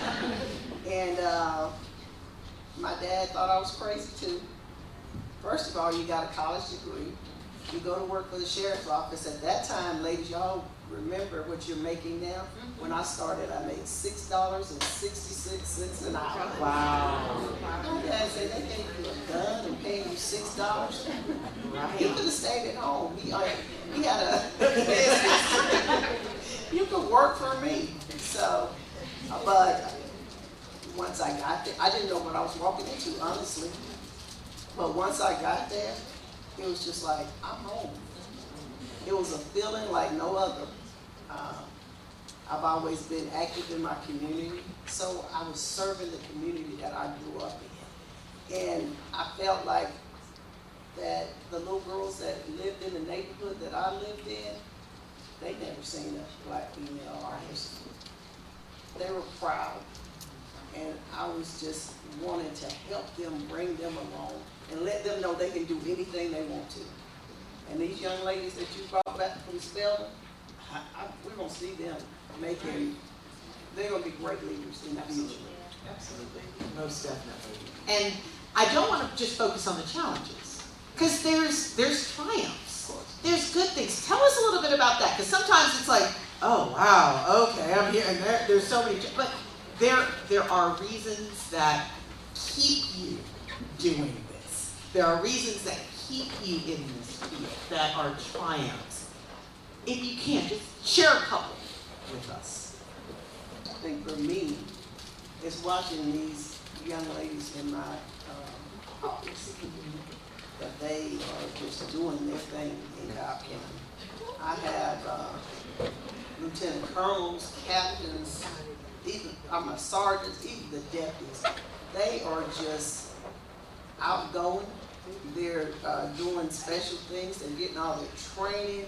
They kind of exceed the training sometimes. They want to go to training a lot, but and that's a good thing, because in my day I didn't have the opportunity to go to the training. I didn't know what all this training was about then, but they're just excelling, and they're bold, and they're getting the job done. And there's one in this room that I have to set her on a time limit to her speaking, because she likes it. She likes to talk. But just making sure that I can help. I can help, especially in my community where I grew up. So just being there as a leader to bring some young person up or help somebody. And I think the same thing happens with me. I think there's the capacity to be a mentor, to be a sponsor for the women who are behind me, and really some really good men who have come up behind me too. It's not just all held just to women, but that has really what has kept me going. I did 30 years in my criminal justice career, and then I came back and started teaching in Spelman. So I will tell you that these young ladies keep me going too. You know, I said before, they tell me where all these hot nightclubs are. They tell me what the new dances are. And I ask them every Tuesday, okay, what y'all do on the weekend? Nothing. And then I ask them, it's so funny because I ask them, we get later on in the class, I say, okay, what time did y'all go out on Friday night? Oh, we left about 11. Oh, wow. What time did you come home? About 4? And that's where they're supposed to be at this point in their lives. So that's what we did, right? Now we sleep at 10 o'clock, right? We are sound asleep at 10 o'clock. Yes, knocked out. Knocked out. But it is the gleam in their eye that keeps me going, and knowing that they will take up the mantle, right? So I'm in semi-retirement phase right now, and I saw folks have retired and come back. I see a whole lot of folks that retired from one thing and came back into another agency. So I know that there's a fertilization that's out there, and now we're cross-fertilizing, right? So we're spreading our seeds, and we're doing a good job with it, I think. I have seen more lieutenant colonels and captains as women than I have ever seen in my entire life. It is wonderful. And someone said the other day that probably the agencies that have good sense probably have 30% of their command staff are women. And that never happened before. But people are beginning to realize the value of having women at the table. Elected officials are beginning to realize that their constituency is female. We vote more than anybody. We vote every time there's an election. And to be able to show to the constituency that they're giving women in the community a chance is important for elected officials. So I'm glad that they're getting that message. And you mentioned mentorship and sponsorship, and we've been talking about that throughout. And so I want to ask, how hard was it for you to find mentors or sponsors early in your career? Did you find them? I have to say I did. They tended to be in the field. Okay. Which is interesting, because I will tell you that most of my good friends early in this business were men, because there just weren't a lot of other women that I could look to or look for or work with. So I had some great mentors that were men. I shared on Tuesday that I had one wonderful guy, Tom McGreevy, was at Georgia Police Academy. For those of us who are really, really old, we remember Georgia Police Academy, who was a typical Irish cop, who read everything that I wrote before I turned it into my boss. I could not have asked for a better set of eyes or better critiquing person to help me. And so, yeah, he was pivotal to my career and very instrumental to my success. So I now try to make myself available to other people to do the same kind of thing. But early on, you just didn't have a lot of women that you could look up to or, contact. So you did the best you could, and I would have to say that I had some great men in my life who really helped me. as far as the job, when I was younger, I didn't have any mentors in Cobb County. But outside, I did. I had strong women in my life that told me I could do anything I put my mind to. My mother was my biggest advocate for doing that. So I think I told them Tuesday too that my mother wanted to be, she went to the Marietta Police Department and applied for a job, and they said, we don't have women officers, you can be a meter maid. My mom said, I don't want to be a meter maid. And she said, thank you, but no thank you. I'll go back home and raise my children, I guess. She did a good job, I think. But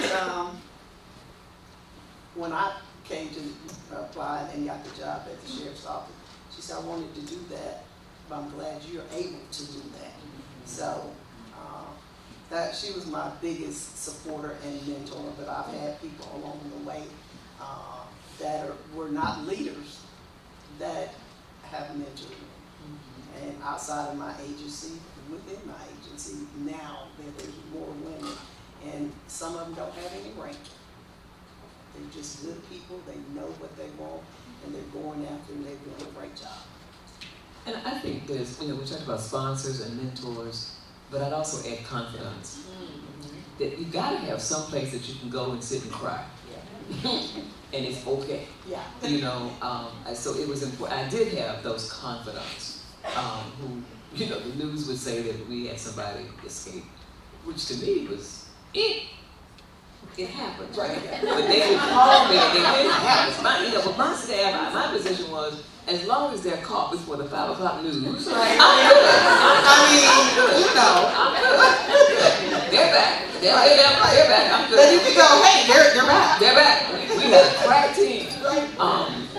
But those folks would call me and say, are you okay? Are you okay? Do we need to fix dinner for you tonight? So those folks, or if I had a particularly bad day, literally a place where I could go and they wouldn't say a word, they just hand me a box of tissue and just let me cry. And I needed to get that out. So I would say add that confidant, not in law enforcement. Had no idea what I did for a living, but they knew it was a bad day. Right. So that confidant is also important to you. Yes, and I love that advice, and that was going to be my next question, is what advice would you give women who are here now and they're listening about finding mentors, sponsors, confidants? We know it's important, but what advice, because there's sometimes where people get almost paralyzed, where they know I need a mentor. I know I need it, but how do I go about finding that? So what advice would you give if people are in that kind of thought process now of being able to vet people? How do you trust them? How do you know, this is somebody I can trust with a bad day? Or, hey, BT Dubs, we do have this person who escaped and is not good, who's not then going to go turn around and be like, she just said. Right. Sometimes I think it's very organic. It just happens. I have had one student, Morehouse, our male counterpart. I didn't know if Adam's house cat, my mother used to say. Showed up at my door and said, I need a mentor, you're it. Okay. And I stayed with him through his undergraduate degree, his graduate degree. He is now in a doctoral program, and he has stayed with me since those days at Morehouse. But he just showed up at my door and said, I need a mentor. I have had other folks who were, it was just organic. It just happened. They felt comfortable with me, I felt comfortable with them, and we have just stayed in touch. I check on them, they check on me. So I would say, it's not always about going out interviewing somebody and saying, I need a mentor, and I'm looking for this, and this. It is really a fit that works for you, right? In the business, out of the business, but the kinds of things, the gaps in your own system. We know where the gaps need to be filled, and for me, the mentor helps me fill those gaps places, those missing puzzle pieces. Is what my mentor does for me. Absolutely. We as women have instincts, so we know our fit. You need somebody to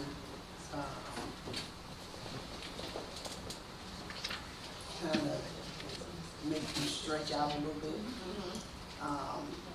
Somebody, you gotta have that friend that will listen to you cry. And then you gotta have that friend that says, suck it up, buttercup. Let's move on. Right. I say that a lot. But be there for them. You just have to gel with a person. Because sometimes you can think you have a mentor, but it may not be. Like I said, my mom said, everybody that's smiling in your face ain't your friend. Right. So just be careful. And you can do an interview process, but you know in your gut if that person's for you. Yeah. And I also wanted to ask, because maybe there are, when I think of mentorship, when I think of sponsorship, it can go at all levels. You don't have to wait till you're at a certain point to become a mentor to somebody. No, absolutely not. And so I think that's also important to do, because there are sometimes people may think like, oh, but I'm not here. So what do I have to offer? Or what but women we have stuff to offer, and people are ready to hear it. Let's talk a little bit about self-care and resilience in that. What are some ways that I would say early on you had self-care? Because for me, self-care seems to be like a relatively new topic. Like, I don't remember 15 years ago hearing a lot about self-care. There was like, oh, you can go get a manicure, maybe you get a massage, but that wasn't really holistically. How did you deal with self-care early on? Because again, you had immense amounts of pressures. As the first, the only, you have a lot of eyes on you. And so then there are people who are expecting perfection. Mentally, emotionally, how did you handle that? I'd like to say I did a better job than I really did.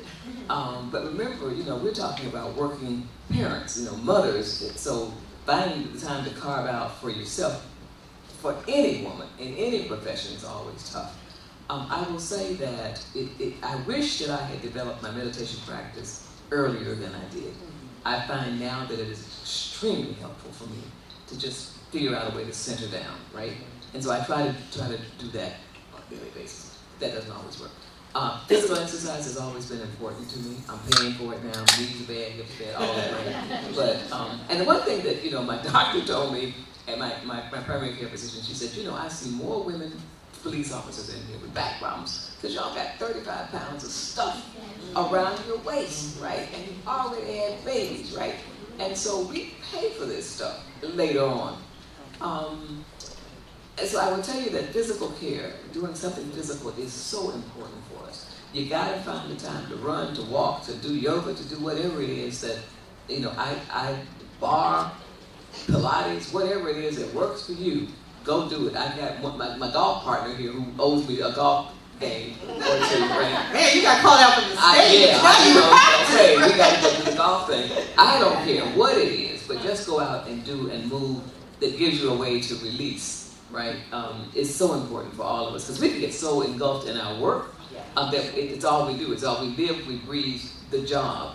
And at some point you need to just get away from it, break away from it spiritually, physically, emotionally. It's so important. And again, I wish that I had done some of the things earlier than I did. Maybe I'd be in better shape. But it's okay. It happens when it happens, right? So the sooner you can figure out your routine for self-care, whether it's a manicure, pedicure, whether it's a massage, something with an acupuncture, whatever it is that works for you, do it. Spend $15, $20 on yourself. It is the best investment you will make. Mine is, I think, prayer. I do a lot of praying. And I hope that a lot of people pray for me. But that's what I do. And then I'm a football fanatic. So I like football games. I like to attend. I like to, I used to participate when I was younger, but I like to sheriff says, that silent nerve would bother me this morning, so I don't do that anymore. But just spending time with my family, too, it helps me. Like when my children were young, I was just jumping all over the place between work and following them around and everything. But now that they're all grown and gone, I still spend a lot of time with them. But just take the time for myself sometime. Just get out of my own way and go somewhere and sit down. I don't even have to even think about anything. Sometimes I sit in a room and I'm not even thinking. I'm just sitting there and I think, I know I should be doing something, but I'm not going to do anything. So that's okay. I deserve it. So just spending time praying and just spending time with myself. I think the other piece that I would add to that is that there are other people watching how we take care of ourselves, right? Yes. And so for me, I'm just delighted. My kids ran with me, walked with me, and now as adults, they're doing the same thing. So they've kept those habits, and I'm glad that they saw it in their mom, and that they continued it as part of their lifestyle, right? So other people are watching what we do and how we're doing it, and that's important. Yeah. And so I want to kind of segue from self-care, from personal health, to the health of the profession, the health of public safety, and looking at the certain areas. And one of the topics here is creating inclusive environments. And so what steps would you advise? What steps should we take to create more inclusive environments for all members of a department, of a team, regardless of, say, gender? Like we're talking about women in law enforcement, but is there a way that there's things that you've learned over your careers that have helped you create those inclusive environments where people feel okay to offer their opinions as part of teamwork, or feel okay to serve alongside of you and not feel like, oh, well, I can't do that because, or I shouldn't say anything because, but bringing people in? I think I've broken that barrier with my people because I include everyone, and I don't take this chief deputy. That's not who I am. That's just a title that I have. I will sit down and talk to anybody. They have any questions about anything, my door is always open.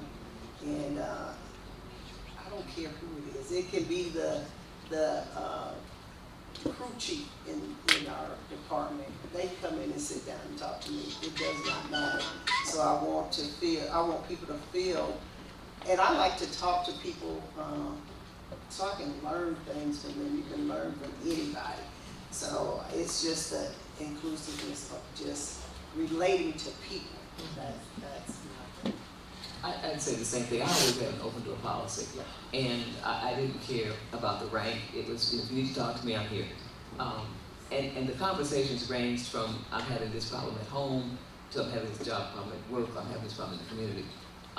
So having that open door policy really, I think, encouraged my folk, and now my students to come and to talk and to let me know what's going on. You find out a lot when you have the door open. You really do. All the little nuanced things that you thought were under control that obviously aren't under control, you'll find out if you don't have barriers set up. So I've never been one to stand on all that protocol. Like, you cannot come and talk to me unless you've done this. That's never been my style. So my door has always been open, and I have been, I think, as inclusive as I could be to let as many people come in. And then I knew more about what was going on in my agency. Absolutely right. And as we're kind of winding down our chat, I want to look towards the future. And so there's the legacy part of the future, but there's also, I would love to hear your vision of where you see women in public safety in the next decade, in the next 2 decades. What does that look like for you, and what would you like to see? I see more and more women coming into the field because the barriers have been broken by a lot of people in this room. They've seen female chiefs, they've seen female sheriffs, so they know it's attainable. And so I see a lot more women in the field moving up in the ranks and us continuing to recruit and to pull from the bottom and make sure they're able to rise. I think it's important for organizations like this to make sure that there's a place to nurture. We've talked about Georgia Women in Law Enforcement, we've talked about, maybe haven't talked about Noble so much, but that's another important organization. A place where people can, again, be mentored. So I see more and more women really coming into the business, and I think that will make our communities safer places. I think that we, as women, we bring a different, a different sensitivity to law enforcement. And I think that as a result, I have always thought that community policing was made for women. I mean, we do that very, very well. The guys just kind of figured it out. But community policing, women have been doing community policing forever. So I think as more and more agencies try to turn to community policing to try to involve the community, they'll find comfort in talking to the women in the agencies. Same as the sheriff said that, but where it gets to the point where we don't speak about the person anymore. We get rid of the person. It's just that it would be second nature. Absolutely. That the heads of organizations will be women, and that we know with women in charge. No offense to the guys, y'all do a great job, but we do it better. we know how to handle different personalities raising kids, so just that the first goes away. Yeah. And that these young ladies in the room that know that they have no limits. There's opportunities out there for them to be whatever they want to do in law enforcement, out of law enforcement. And are there any parting last thoughts that you want to leave to this audience? If it was something, if the one thing that you would want these folks in here to hear from you, what would that be? Mine is know your self-worth. Know your self-worth. Don't let anybody stop you from being what you want to be, doing what you want to do. And whatever you choose to do, be passionate about it. Because being 41 years in this business, if I didn't like it, I couldn't survive this long in this. So be true to yourself, be passionate about what you're doing, and enjoy it while you're doing it. I guess I would give you the same advice that I've always given my own children, which is if it stops being fun, quit. That does not mean every day is going to be a good day. But every other day I'm quitting. I'm quitting out. But by and large, you should be able to look back over wherever you are in your career and say it's been good. If you get up every morning and you dread going to work, time to go. Time to go quit. So when it stops being fun, get out. Great advice. Ladies, it has been my honor and my pleasure to have this chat with you. Thank you so much. Thank you all for listening. I hope I asked the questions you were interested in, because these were questions that I was really interested in. So thank you for sitting down and taking time with us today.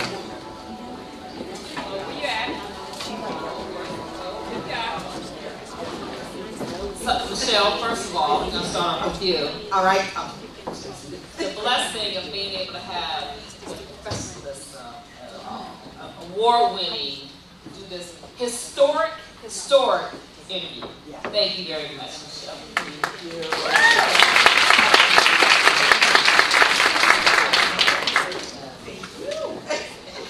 And Madam Sheriff, I can't say, I've shared this before, ladies in the back from Spelman, you are blessed to have her available. We are blessed, and we have been blessed in this profession to have had you historically pave the way, knock out barriers, stand on your shoulders, and continue to feed us and mentor us. So thank you very much. Thank you.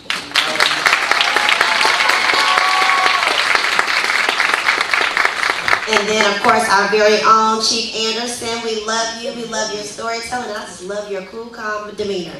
Give a round of applause for Chief Anderson. We're going to take a quick photograph and then we'll get some more raffle going, okay?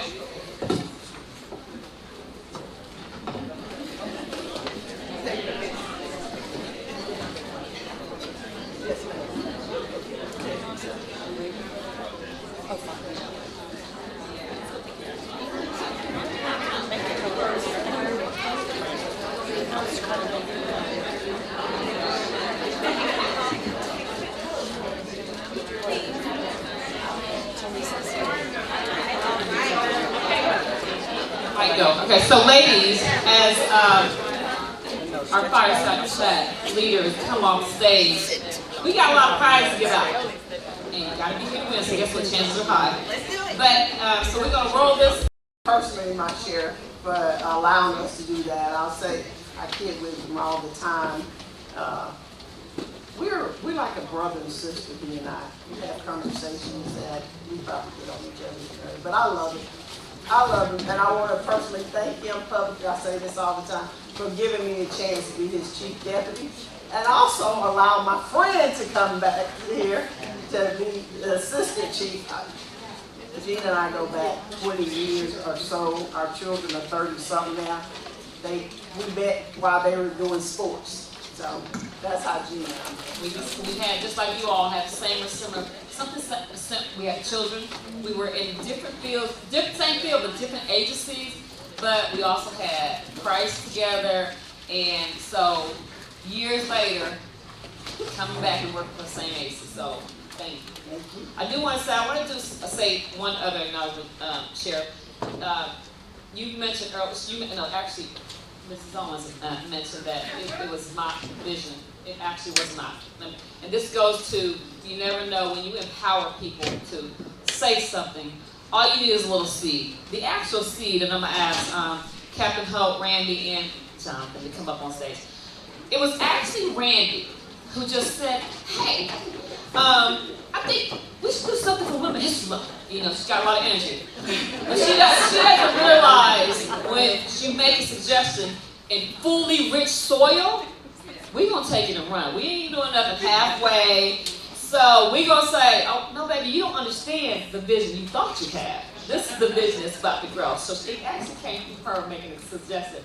And then we got the team, which is who we met at least once a week, the five of us. So Captain Hope is the sheriff's, what's the terminology? Special prosecutor.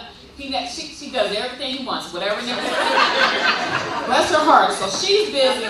But this is the actual committee. And Jonathan, step up on stage. So, there's too many people on stage? Okay, I'm sorry. So when I tell, so Jonathan is actually my executive assistant. And whoever had the pledge to be my executive, like something had the pledge to interview. You didn't think I liked you, did you? When you did, right? Because I picked for the work. But he has been amazing. He has thought about you all for the past couple of months. Whenever he's like, we can't figure this out, he's like, I got it. And so to have an executive assistant like him, we're blessed. And he actually works for the whole agency, so Sheriff asked him also. But thank you, Jonathan. I know you learned a lot about women. Thank you. I just want to make sure, thank you, you all did an amazing job. And that's it. And I think if we can combine and get some type of group picture somehow, I don't know. Oh, oh, we can't get on stage? Yes, ma'am. Yes, ma'am. We're on stage.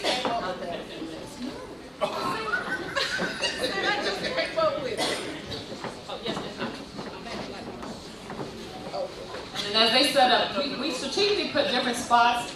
Hold on.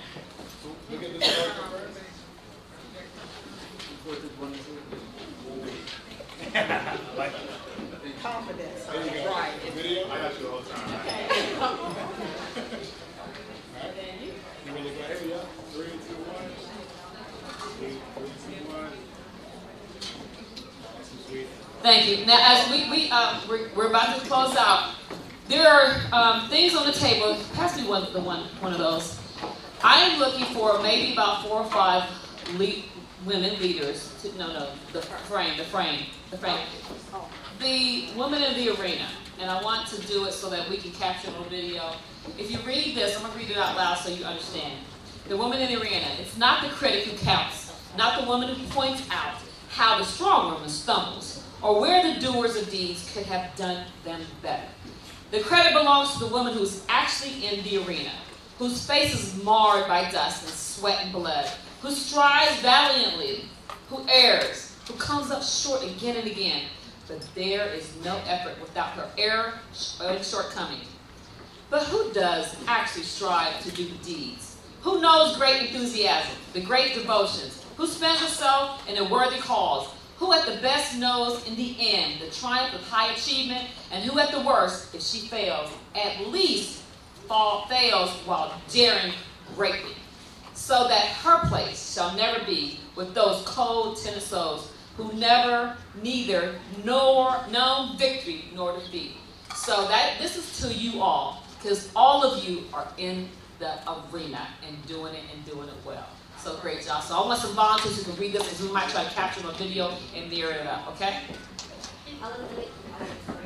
And so with that, we're going to have you, we're going to do a few more raffles. We got to knock out these beautiful orchids. Aren't they so beautiful? We are going to be doing a raffle for that. But in regards to what Assistant Chief Hawkins just said, we're actually going to have you go out after the raffle and actually get you on video to record it, okay? In the meantime, I also want to have our videographers come up here so we can get the stage shots real quick of everyone. If you've already won, take it off the table so we don't give that away. All right, if you've already won an orchid, please take it off the table so we make sure we don't give that away.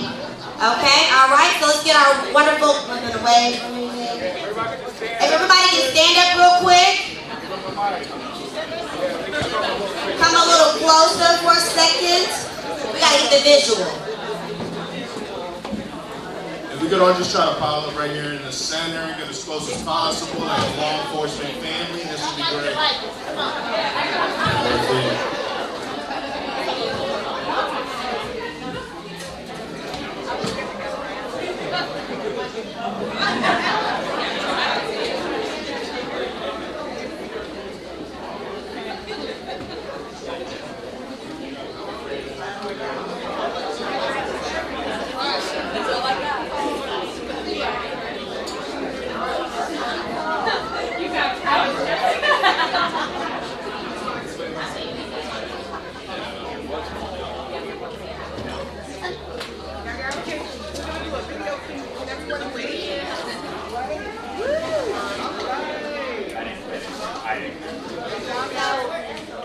Alright, so what we need you guys to say, welcome to the first, because first annual is redundant. So welcome to the first Empowering Women in Law Enforcement Symposium.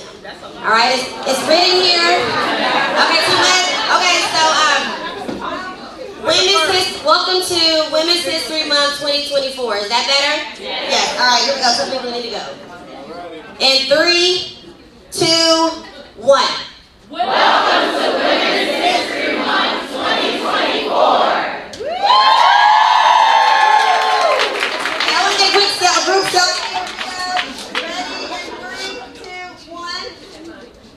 Now, who want to win some orchids? Let's get some orchids. Here we go. Thank you guys so much. All right, the raffle is going. All right.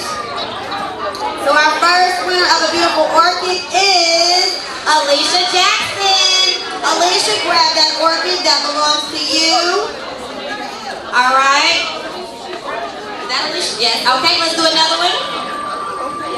I believe we have a total of 25 to 26 orchids. All right, up next we have... Okay, is Miss Sonia still here? Did she leave? Sonia, can y'all just... All right, we're going to keep going.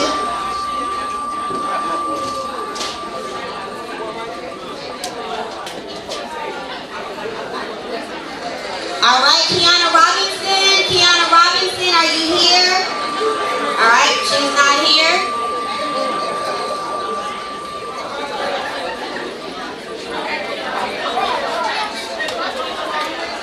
All right, Beth Walsh. Is Beth Walsh? All right, Beth, grab yourself a orchid. It's all you, girlfriend. Can I get that one on the stage? Yes, you want this white one or the purple one? The white one. All right, go